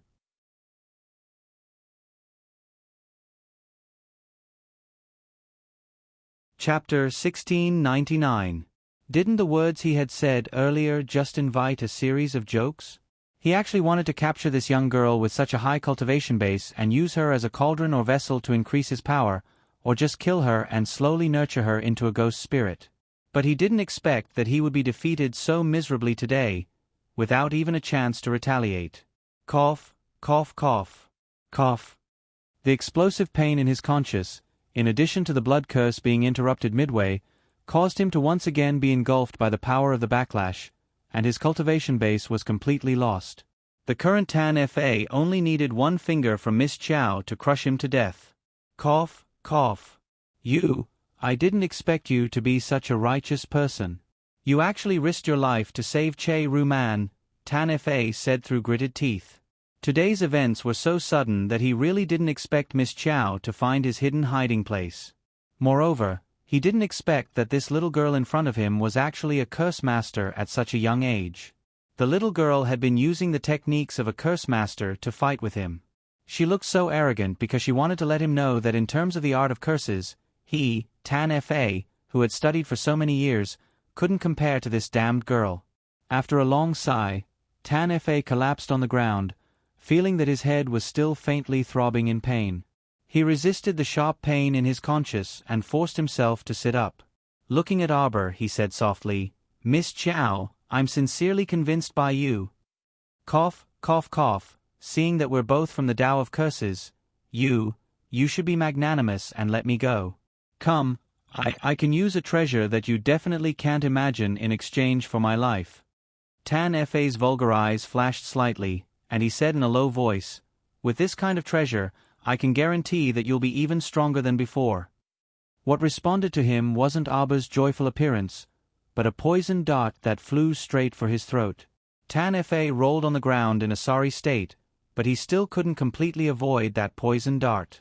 The poisonous dart landed on his shoulder, and in a split second, the terrifying poisonous gas converged into a black line from his shoulder and rapidly spread towards her limbs. Tan Fa's eyes widened in horror. He suddenly raised his head and glared at Abba. You. Why did you do this to me?" Abba didn't even look at him. He threw a look at Snowy. The snow leopard roared and rushed forward. It slapped Tan Fa's head with its paw, and its sharp claws ripped off half of his head on the spot. Even until his death, Tan Fa still couldn't understand how this savage little girl could act so unconventionally. He hadn't even finished telling her about the baby. How could she be so impatient as to reach out and slap him to death? Didn't she want to ask who he was? Why would he appear here? Tanife was completely dead. He couldn't be more dead. His eyes were tightly shut, and half of his skull was exposed. Arbor looked up at Tanife and said coldly, "My master once told me, don't talk nonsense when you're fighting. Just go straight up. Don't talk nonsense when you're crippled. You can't imagine the strength of a dying person's counterattack." In the depths of Arbor's memory, the image of Xian Huang holding her little hand and earnestly teaching her appeared.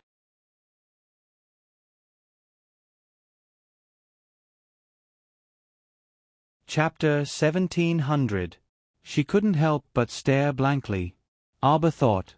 This scene that suddenly appeared seemed to be yesterday, appearing in front of her eyes, vivid and clear. Did she remember the time when she was with Master? Frowning and lowering her little head, Arbor racked her brain for a long time and couldn't help but sigh in disappointment. Her brain was so stupid. She could forget such an important thing. What a pighead. Arbor raised her hand and knocked her little head, turning her head to look at Che Rumen, who was lying motionless in the corner. She quickly walked forward and narrowed her eyes to take a look. Che Rumen was facing the sky. Her unfocused eyes were already dilated and dilated. She was already dead. But this was normal. Ever since Tan Fa put the blood curse on Che Rumen, her life and cultivation were closely linked to Tan Fa. Tan Fa was dead, so she couldn't survive alone. And with her current state, there wouldn't be any happiness even if she forced herself to live. Arbor walked back to Tan Fa's corpse with half of his head and looked at him with disdain. Only then did she mobilize all of her spiritual sense, penetrating and seizing the other's consciousness and inner world. Tan Fa's inner world was very rich in resources, and Arbor obtained a lot of resources from Tan Fa's inner world, including spiritual medicine, spirit stones, and some cultivation resources, as well as a few ores and refining materials. Arbor didn't expect Tan Fa, this wretched man, to be so good at accumulating wealth. But thinking about it, as a yellow-level charm master, Tan Fa's speed of accumulating wealth shouldn't be any slower than a charm master. After Arbor finished tidying up some of Tan Fa's supplies, she glanced at a pinkish-purple jade pendant that fell on the ground from the corner of her eye. Arbor bent down to pick up the jade pendant. Turning it around, she just happened to see the 3 words, "Clear Sky Gate," engraved on the back. Her eyes immediately turned cold, and she lightly read out these 3 words. Clear Sky Gate. Wasn't that the Clear Sky Gate where Fan Gu was the vice leader? To tell the truth, ever since that Fan Gu took her nephew Fan Chioha and fled back to Shuntian continent, she had always been thinking about them in her heart. Great. She hadn't even gone to their door to settle the score with this aunt and niece pair, and now they had already sent a vanguard to test the waters. Arbor's lips curled into a sneer. He flipped through some of the talismans that Tan Fa had placed in his inner world. There weren't many of them, only a dozen or so. Most of them were Xian Yin talismans. In reality, whether it was a symbol charm master or a symbol charm master, it was impossible for their drawing speed to be too fast. Ordinary talisman masters and talisman curse masters could draw 10 or so blue talismans in a day. They could already be considered experts with an extremely high success rate. Unlike Arbor, which had already reached a 100% success rate in forming blue talismans.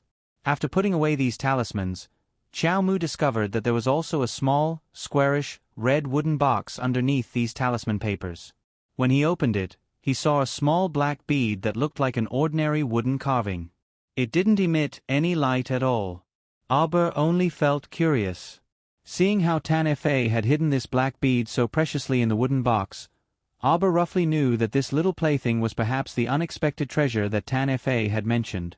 But what exactly was the use of this plaything?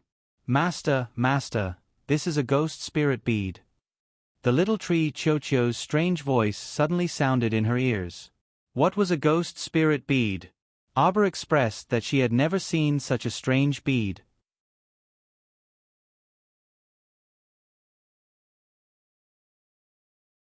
Chapter 1701. Master, why don't you use your spiritual awareness to open it? It's possible that the charm master from earlier had put some kind of ghost spirit inside. Auber was taken aback, but she nodded and used her spiritual awareness to enter this ghost spirit pearl. The originally ordinary wooden ghost spirit bead suddenly emitted bursts of brilliance, extremely dazzling. When her spiritual awareness entered, she could see that there was actually a 9-layered talisman array inside the ghost spirit pearl. Each layer contained extremely strong curse power. Not to mention those wandering ghost spirits, even if a talisman master was caught, he might not be able to break this 9-layered array and come out. Of course, this wooden pearl was most likely only able to store and release ghost spirits. Normal humans naturally could not enter. Master, there's a female ghost spirit kowtowing and greeting you. Why don't you have any reaction? Auber was taken aback when she heard that. She turned to look at Little Tree squatting on her shoulder. What female ghost spirit? Where is she? Right beside your feet. Little Tree looked at her speechlessly. Just now, you opened the ghost spirit pearl and let her out. Auber was taken aback. She looked around and muttered softly, "Where is this female ghost spirit?" Master, you can't see it? Little Tree grinned at her. Speaking of which, it was strange. She had always been in a state where she could not see ghost spirits. In the past, when she returned to Quoto village with the little monk even opened her eyes in all seriousness, but she still could not see anything. Wait, let me use my spiritual awareness to take a look. If she could not see ghost spirits in front of her with her ordinary eyes, perhaps her spiritual awareness would be of some use. You still can't see anything? Little Tree Chochio looked at Auber curiously. Auber withdrew her spiritual awareness gloomily and nodded. What did she say? It's nothing. She kowtowed and kowtowed to you while trembling. She even said that she'll listen to everything you say in the future and won't cause you any trouble. Chochio rolled its eyes and said, "This female ghost spirit looked so cowardly. What could she do by keeping her by her side? Wasn't it a waste of food?" Oh, that's not right. A female ghost wouldn't waste food. Auber put away the invisible female ghost. Blinking his eyes, he asked the small tree, "Do you think the unexpected treasure that Tan-Fa mentioned just now is this ghost spirit bead?" That's hard to say. The little tree shook its head and said, "This ghost spiritual bead's target area is extremely small. If it weren't for Master's extraordinary spiritual sense, who could reach the 4th level of spiritual sense at your level of cultivation?" Auber was stunned. He picked up the wooden ghost spirit bead and looked at it, then put it away for the time being. Little Snow, chirp, let's go. Auber waved at the fat squirrel that was jumping on a rock. The fat squirrel hurriedly ran over and jumped into Auber's arms. Auber hugged it and called the snow leopard out of the door. The moment the man and the 2 beasts walked out of the door, they heard a huge explosion that instantly flattened the entire cave. Auber used the fire explosion talisman, so its power was naturally extraordinary. In an instant, the entire cave turned into a fiery purgatory. Looking back at the withered branches and leaves crackling under the intense fire, Auber's lips curled into a faint sneer. Tossing a pinkish-purple jade pendant in his palm, Auber asked Chochio, "Do you know where the Clear Sky sect is staying?" Others had already made a move, so how could she passively take a beating?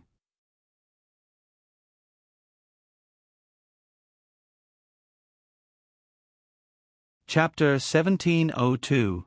Do we have a way to find out where the Clear Sky sect's lair is? The feeling of being coveted in the dark like this really wasn't pleasant. Auber liked to do things directly and efficiently. Since she had already identified the existence of the enemy, she naturally had to think of a way to get rid of them all.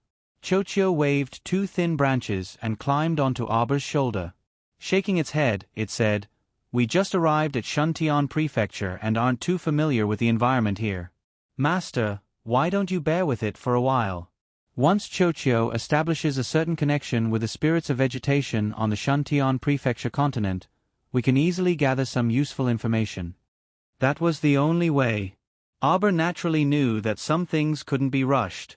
Chochio had just entered the late stage of its infant stage. If she used up too much of its power, it might be so tired that it would go into seclusion again. According to her observations, this little tree was very likely the main body of the holy wood of the 5 spirits.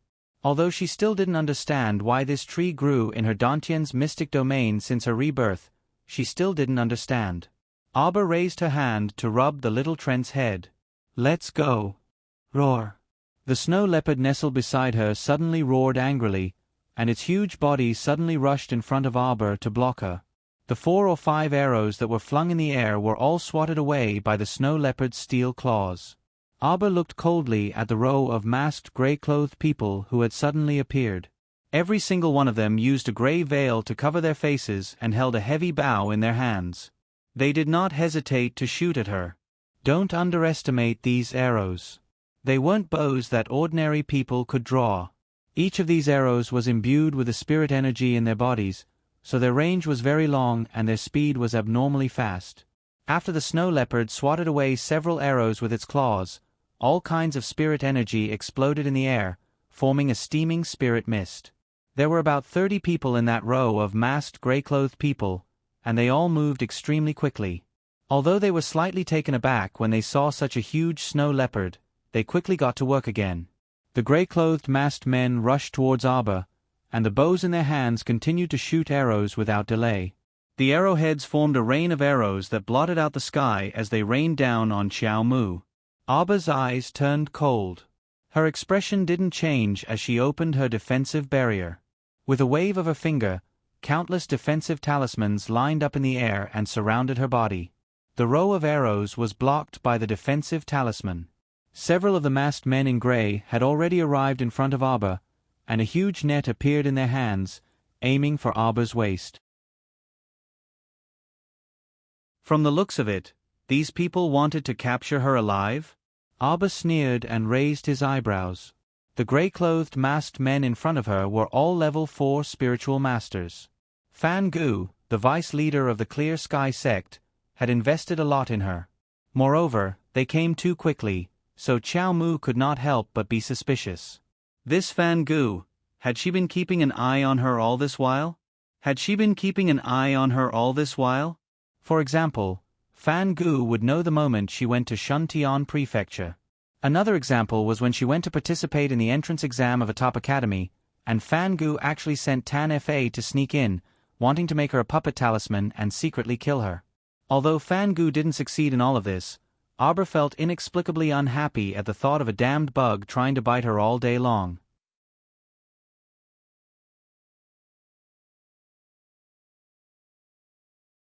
Chapter 1703. She was inexplicably displeased, but she could only endure it for now. After all, she had just entered Shuntian Prefecture. As the saying went, even a powerful dragon could not suppress a local snake. In the future, when she found out where their nest was, she would make them suffer. Arbor jumped onto the snow leopard's back with a flip. He narrowed his black eyes and solemnly glanced at the group of masked gray-clothed people. "Today, all of you will stay here for me," Arbor said coldly, his eyes devoid of any warmth. He looked at them as if he was looking at a group of dead people. The leader of the masked gray-clothed people couldn't help but snicker, but he didn't say anything. He merely waved his hand resolutely, and the group of spiritual cultivators threw away the bows in their hands. They each picked up their handy weapons and surrounded Arbor, baring their fangs and brandishing their claws. The little fat squirrel swung its several-meter-long tail and smacked a person's head. Everyone watched helplessly as their teammate was instantly smashed into meat paste by a fat squirrel's tail. Almost all of them stopped in their tracks as their bodies stiffened slightly. The 2 beasts beside Miss Chow seemed to be extraordinary. The group was a bit apprehensive of the 2 beasts' martial prowess, so they hesitated and didn't dare to step forward for the time being. However, Arbor wouldn't be courteous to them. A thin piece of paper abruptly flew out from her conscience. Ever since the battle at the Holy Water Sect's main peak, she had never taken out this Chenji treasure blueprint to use. Especially when she was only a mere level 11 mystic cultivator back then, but she had already risked her life to open the 4th layer of the Chenji treasure blueprint and triggered it to launch an indiscriminate AoE attack. Then now, she could already easily activate the 5th and even 6th layers of the Chenji treasure blueprint. This Chenji treasure blueprint was clearly a divine weapon. Senior Chenji Z had probably stored all the concealed weapons he had made in his lifetime into this Chenji treasure blueprint. The combination of the two had enormous power. Moreover, there was a feeling of an inexhaustible supply. Because this Chenji treasure blueprint itself was similar to a concealed weapon box for storing concealed weapons, Qiao Mu still hadn't figured out how much capital the Chenji master had invested back then and how many concealed weapons he had placed inside. Of course, a portion of the hidden weapons could still be recycled into the Chenji treasure blueprint. She didn't need to waste any effort. After the battle, she just needed to take out the Chenji treasure blueprint again and walk around the arena. Hidden weapons that could be used continuously without any damage would naturally be recalled by it. Qiao Mu had once carefully calculated that when the Chenji treasure blueprint activated its fifth layer of offense, it could currently continuously fire out 18 types of hidden weapons in a single second. Who could withstand such a wave of attacks? 1 second was just the blink of an eye. When the Chenji treasure blueprint was summoned, one would basically die on the spot. At this moment, Qiao Mu summoned this Chenji treasure blueprint out from her conscious, and she coldly swept her gaze across the 30 masked men in gray. Since she said that she would make all of these people stay, then she would naturally fulfill her promise. With a move of her mystic conscious, the Chenji treasure blueprint unfurled in front of everyone. It stretched for several meters and was enveloped in golden light. Abba sat on the snow leopard's back and coldly gazed at the group of masked men in gray. Secretly, an endless stream of mystic conscious frantically surged into the Chenji treasure blueprint. A hint of faintly frightened expression appeared on the faces of all the masked men.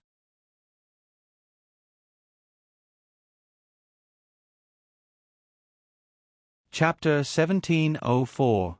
In the next moment, everyone saw the Chenji treasure blueprint release streaks of dazzling light that were extremely intense and dazzling. The dazzling light formed a beam of light that directly shot into those bodies. Instantly, dozens of masked men in gray bore the brunt of the attack and were savagely torn to shreds by the dazzling light. The might of the attack was so great that the 20 masked men behind him trembled in fear when they saw it. Without even thinking about it, those gray-robed men all retreated backwards to hide. However, was that possible? How could the Chenji treasure blueprint be so easy to hide from? What awaited them was only the fate of being exterminated. When the Chenji treasure blueprint was opened, it attacked indiscriminately and directly killed nearly 200 mystic cultivators. Now, these 30 spiritual cultivators paled in comparison. They were simply not enough to fill the gaps between the Chenji treasure blueprint's teeth. So what if they were spiritual cultivators? Even if Aber did not open the Chenji treasure blueprint, these little spiritual cultivators below level 7 might not necessarily be at a disadvantage if they fought side by side with Little Snow and Chocho. She was just too lazy to do it herself anymore. Since they wanted to die so much, she would grant their wish. The leading masked man in gray broke out in a cold sweat that dripped down his forehead. However, before he could open his mouth to beg Aber for mercy, the Chenji treasure blueprint's indiscriminate attack had already arrived in front of him. That strange beam of light caused a trace of extreme fear in his heart. What kind of hidden weapon was this? Aber looked curiously at the hundreds of mirrors that suddenly jumped out of the Chenji treasure blueprint. These mirrors seemed to be arranged in a very orderly manner. When the light beams that intertwined with each other landed on a person's body, they could actually directly penetrate the body of a spiritual cultivator below level 4. It could be seen that Senior Chenji Z was most likely well versed in mechanisms, hidden weapons, and even formations. However, Senior Xuanji actually wanted such a powerful senior to use her strength to crush his disciple. This was truly a strange request. In the future, she really would have to make things difficult for Senior Chenji Z's personal disciple. The Chenji treasure map created by Senior Tianji Z had given her a lot of help. When she thought about how she would be forced to make things difficult for his personal disciple in the future, Miss Qiao felt a sense of indescribable emotions. By the time the late headmaster Yun arrived, Qiao Mu had already set off a ring of fire outside the cave, burning those masked gray-clothed people clean before running away. Yun Fei glanced at the mountain forest that had almost been razed to the ground in astonishment. Then, he could only click his tongue in admiration. It was rare for Ah Sun's disciple to be so vicious and merciless. Looking at the burnt corpses on the ground, there were at least 30 people here. But now, those people who wanted to kill Miss Chow had all left this world. Yun Zong sighed inwardly. After erasing all traces of Miss Chow's presence in the area, he quietly left. When Fan Gu sent out another group of people to search the area, the news they brought back caused Fan Gu to be extremely furious. There's no trace at all. Without a trace? How could there be no trace at all? She had clearly sent out 30 level 4 spiritual cultivators to capture Arbor, so why did they disappear without a trace? Fan Gu flew into a rage and raged within the Clear Heaven sect. Fan Chioha comforted her and sent out a portion of the Clear Heaven sect disciples to secretly inquire about Arbor. However, ever since Arbor had entered the top academy, it had been difficult for news to spread.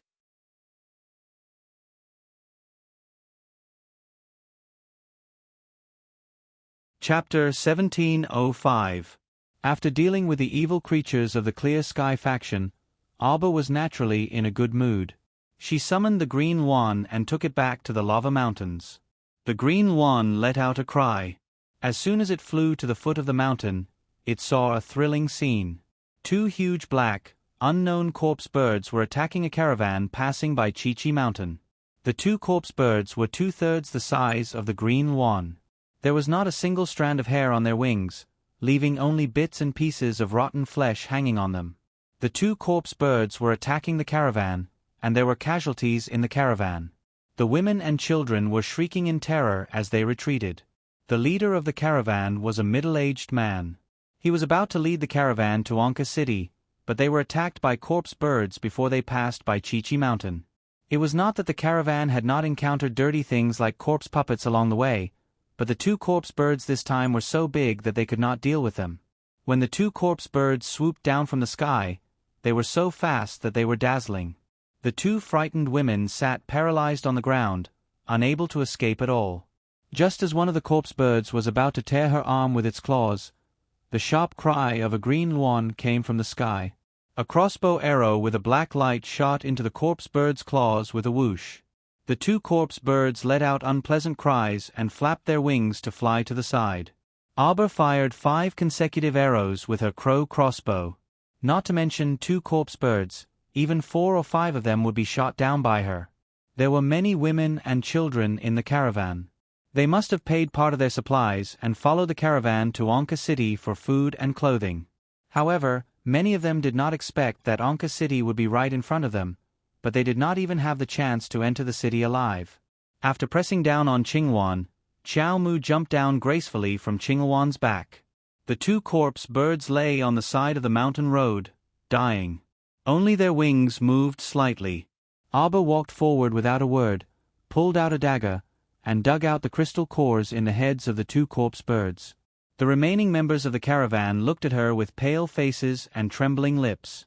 They didn't know why, but when they saw how skillful she was in digging out the crystal cores, they felt a little emotional. She was so young, but her little face was expressionless, causing people to feel a chill in their hearts. The leader quickly walked up and cupped his fists respectfully at Xiao Mu. "Honorable Miss, thank you for saving our entire caravan. If it wasn't for Arbor's help, their team would have been wiped out." Arbor just nodded at him with an indifferent expression. To be honest, she had stopped when she saw that there was a crystal core in the heads of these 2 corpse birds. As for saving them, it was just a matter of convenience. Therefore, whether these people thanked her or not was actually not that important to Xiao Mu. "Miss, we are from the Jin Mantang mercenary group. This is just a small token of our respect." Arbor was stunned. She looked at the small bag of things that the leader handed to her and shook her head. "It's nothing. You don't have to give me this." Looking at the travel-worn people in the caravan, they didn't look like rich people. Why would she want to exploit them? "Take it, Mississippi. This is a small token of our Jin Mantang mercenary group's appreciation." "I can't take it anymore. I'll wake up and catch up on the second watch."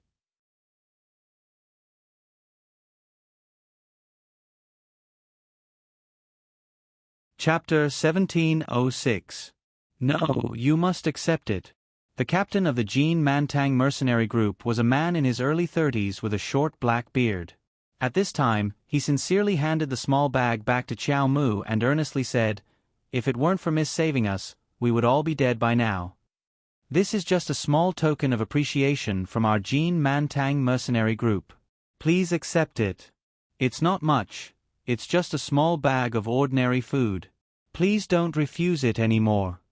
Seeing the team leader's sincere expression, Qiao Mu nodded and accepted the small pouch he handed over. At this moment, cries filled the mountain path. Due to the attack earlier, the caravan suffered quite a lot of casualties. He saw a middle-aged man holding a broken body and crying for a while. Then, he stood up shakily and walked to the leader. He shouted at him angrily, "Captain Jin, didn't you say that we're about to reach Anka City and that there's no more danger? Why did my son die? Why didn't you save my son first? I hired your mercenary group to ensure our safety during the caravan's journey, but what did you do? You'd rather save a lowly woman than save my son? I want you to pay with your life. Give my son back. Give him back." The middle-aged man wailed. There was a woman half kneeling next to him with her head drooped. She was trembling and hugging herself into a ball. It was clear that she was also in great shock earlier. It turned out that the middle-aged man's son was attacked at the same time as another woman in the caravan. Captain Jin did not say who he was going to save or not. He only saved the woman because she was closer to him, so it was more convenient for him to save her. The middle-aged man's son was killed in the sudden attack. The Jin Mantang mercenary group accepted a mission to protect the caravan, and the middle-aged man was considered a big boss who paid the majority of the money. In addition, the mercenary group also accepted a few small missions at the same time, including bringing some old, weak, women, and children to Anka City.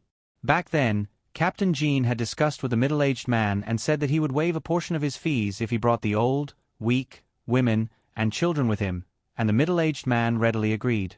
Now, he was telling him that he shouldn't save others but his son? But to Captain Jin, as long as it was a member of his caravan, he would treat everyone equally regardless of their status. However, the middle-aged man didn't think so. He thought that since he was the big boss who paid the money, the Jin Mantang mercenary group should first protect his and his son's safety. However, things didn't go as he wished. His son actually died in this attack, so he couldn't accept this fact. Just as the middle-aged man was about to pounce over and yell at Captain Jin, the middle-aged man suddenly stopped. Suddenly, he felt a sharp pain in his chest as he was sent flying with a kick. He landed heavily on the ground. The other survivors of the caravan were sobbing. When they turned their heads, they saw the middle-aged man being kicked to the ground. Looking up, they saw the little girl who had just saved them staring at the middle-aged man coldly. "He's been captured. Take care of him." After Abba said this, he turned around and jumped onto Qing Wan's back. He touched Qing Wan's head and whispered, "Let's go."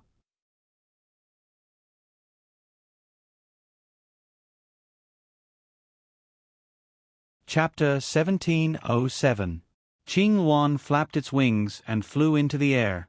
Abba turned to look at Captain Jin and said indifferently, "If you don't want the remaining people to be wiped out, you should get rid of everything that needs to be dealt with without mercy." After speaking, Abba sat on Qing Wan and left without looking back. Captain Jin turned to look at the middle-aged man who was trembling all over. His face was deathly pale as he kept muttering, "No, no, no," while retreating step by step. Captain Jin sighed and waved his hand. Two of his teammates darted out from behind him and twisted the middle-aged man's arm. Actually, the attack this time had caused the Jin Mantang mercenary group to lose at least a third of their members. It was a huge blow to the Jin Mantang mercenary group. Originally, their Jin Mantang mercenary group was just a small 2-star mercenary group. As the leader, he only had the strength of a level 15 body cultivator. Once a body cultivator reached level 15, they were basically at their limit. Any higher would only increase their body's resistance to attacks. Unlike mystic cultivators, they could break through the spirit realm and take a step towards becoming a spirit master. The number of mystic cultivators and spirit masters on the 6 prefectures continent was definitely much higher than in the lower star field. However, although the people of the 6 prefectures continent lived in a place filled with spirit energy, this spirit energy was so thin that it was almost negligible. In reality, the only place with dense spirit energy that could speed up cultivation was a spirit realm. However, this kind of treasured land that could only be discovered by chance required one to encounter it.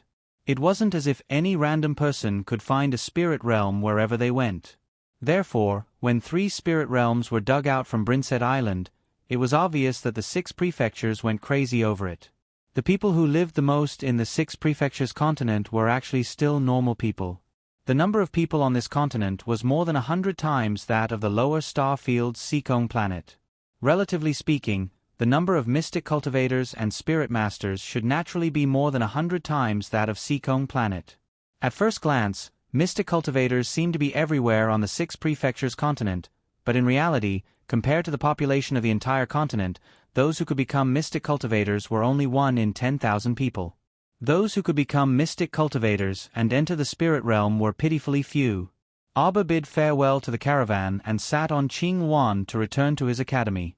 The trip back and forth didn't take long. Previously, she had said that she would need a day's time so that she would have more time. In fact, the round trip only took 4 to 6 hours, and they would probably be back at the lava mountains in the afternoon. Master Silver, I seem to smell the scent of rainbow mushrooms. Abba was slightly taken aback.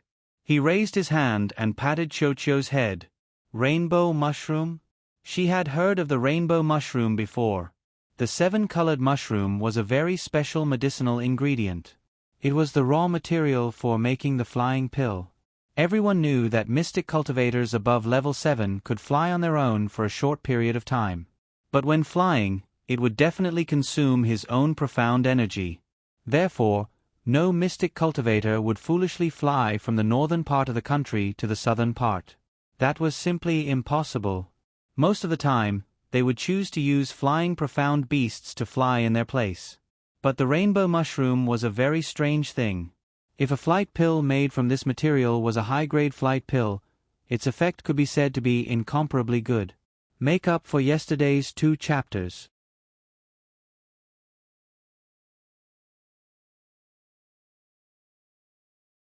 Chapter 1708.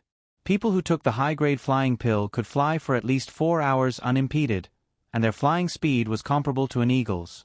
Abba couldn't help but stare blankly. Chocho's nose was too sensitive. Where did you smell the 7-colored mushroom? Master, just now, I smelled the 7-colored mushroom in the small bag that the mercenary captain handed you. Oh. Abba stared blankly. When Captain Jean gave her the small bag, she casually put it in her inner world without checking what it was. At this time, she took the small bag out of her inner world and set up a defensive barrier around her body to block the fierce wind outside. Xiao Mu opened the small food bag that Captain Jean gave her and poured out the contents, spreading them on the hem of her skirt. These were indeed small mushroom-like things. So Captain Jean was right. This was originally a small bag of food, and the amount wasn't much. It was just a small token of his appreciation. To Abba, such a small bag of mushrooms was really not enough. On her paradise planet, all kinds of vegetables were now thriving, so there was naturally no shortage of mushrooms. Actually, she didn't need these things from him, but it wouldn't be good if she insisted on not accepting Captain Jin's food. Perhaps others would think that they owed her a big favor and feel uneasy all day. So when she saw Captain Jean like this, she reached out to take it in order to make him feel at ease. But she didn't expect that there would be a 7-colored mushroom mixed in with this pile of mushrooms. This 7-colored mushroom was actually a very strange thing. It was called a 7-colored mushroom, but in fact, it didn't emit 7 colored colors. It looked a bit like a shiitake mushroom, gray and dull. It was really hard to find clues mixed in with a small bag of mushrooms. Abba took out the small 7-colored mushroom and handed it to Chocho. Can this still prolong its life? When the men of the mercenary corps picked mushrooms, they definitely didn't treat them as treasures. They all just twisted and turned to pick them. Master, don't worry. This 7-colored mushroom is still easy to cultivate. It can't be weaker than spirit tea. Just keep it in our paradise planet. Arbor nodded and gave the mushroom to Sapling. This trip confirmed that Tan Fa was closely related to the clear sky gate. In addition, he had also unexpectedly obtained a rainbow mushroom, which could be considered as quite a harvest. Arbor returned to the academy peak. Before he could return to his room, he was stopped by Qi Xianxian, who had heard the news. "Jojo, where have you been? Why didn't you bring us along?" Qi Xianxian tugged at her sleeve and said unhappily, "I was worried about you." "I'm fine." Arbor turned around and nodded at her. "Go and deal with Tan Fa."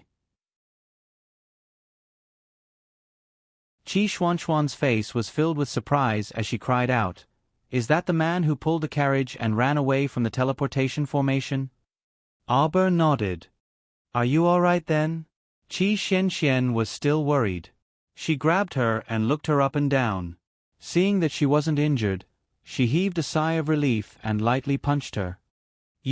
Why are you acting alone for such a big matter?" Arbor blinked and shook his head. "It's not a big matter. I can handle it myself." "That won't do. Don't forget that we're in the same team. Naturally, we have to shoulder the responsibility together." Xianxian is right.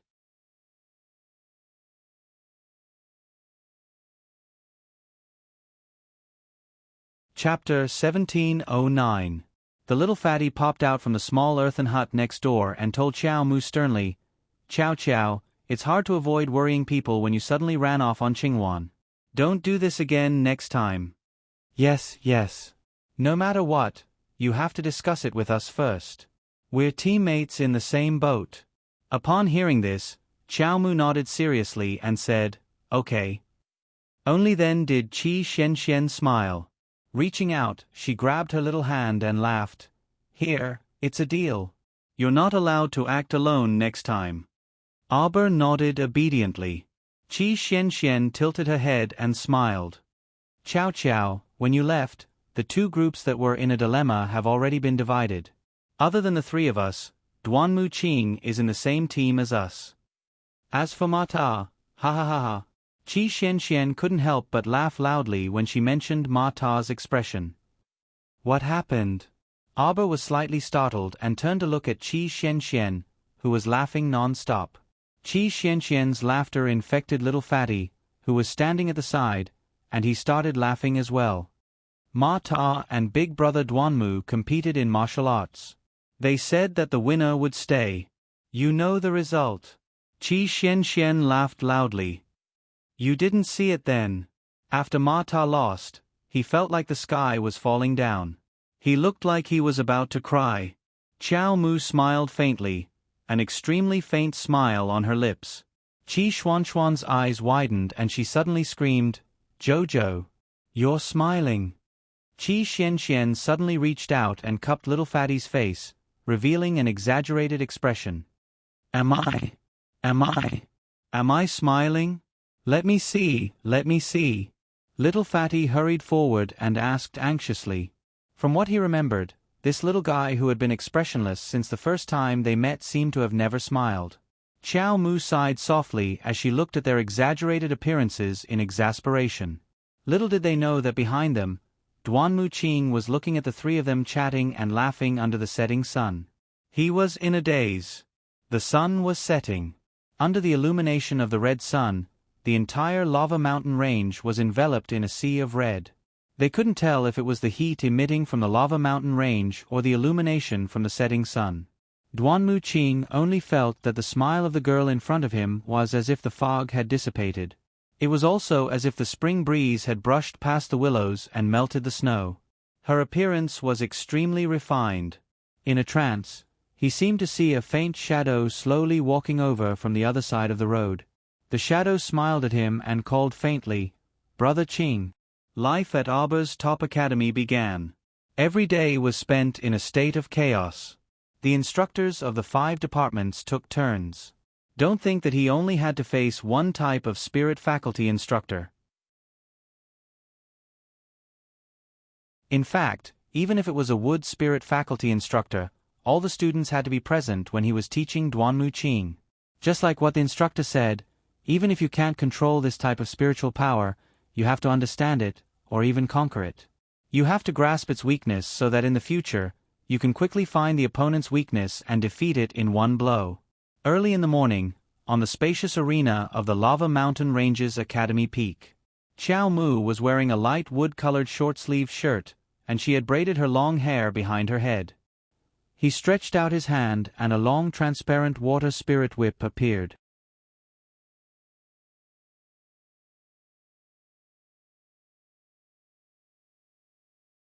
Chapter 17:10. Senior Brother Lu, please guide me. Aber was fully focused when facing a level 2 spiritual master with a level 7 earth spirit. Junior Sister Chao, please. The other party cupped his fists in greeting and nodded slightly. Two figures flitted into the arena at an amazing speed. Once they attacked, spirit energy surged and the wind howled.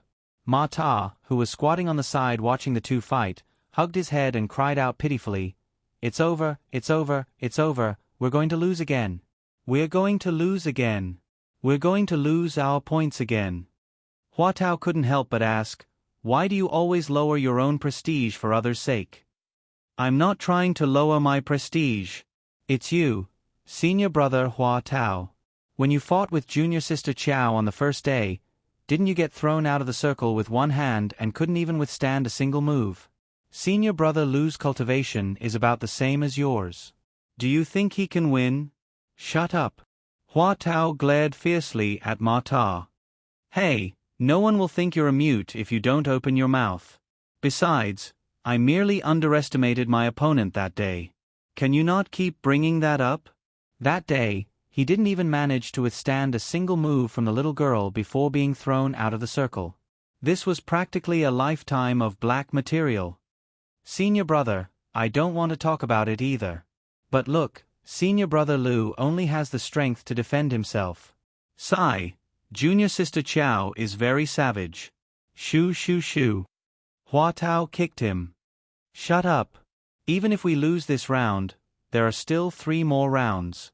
Even if we take a step back and say that Duanmu Qing wins, the other 2 brats absolutely aren't our match. No matter how you think about it, it's still a draw. What's the rush? A draw is even worse."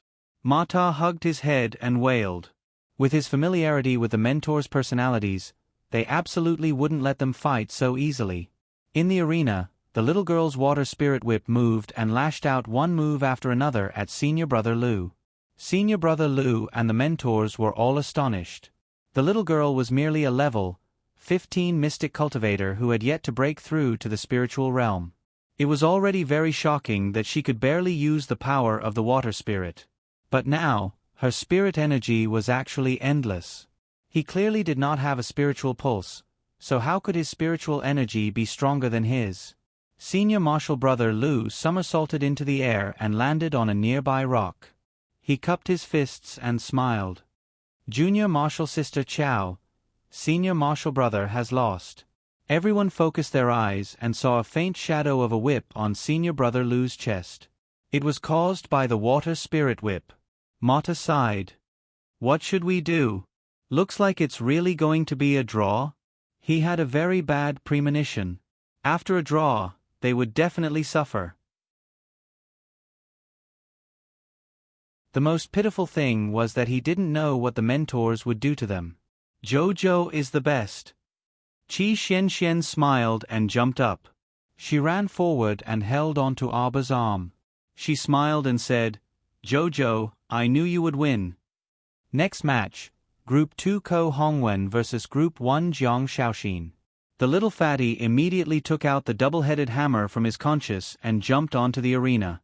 He hollered, "Senior Brother Jiang, come." Jiang Shaoxin narrowed his eyes, and a black spear appeared in his hand. Spiritual energy floated around the spear, indicating that it was a spirit weapon. "Junior Martial Brother Ko, be careful," the little fatty shouted. His left foot stomped hard on the ground. His entire body was like a small cannon as he pounced towards Senior Brother Jiang Shaoxin in front of him.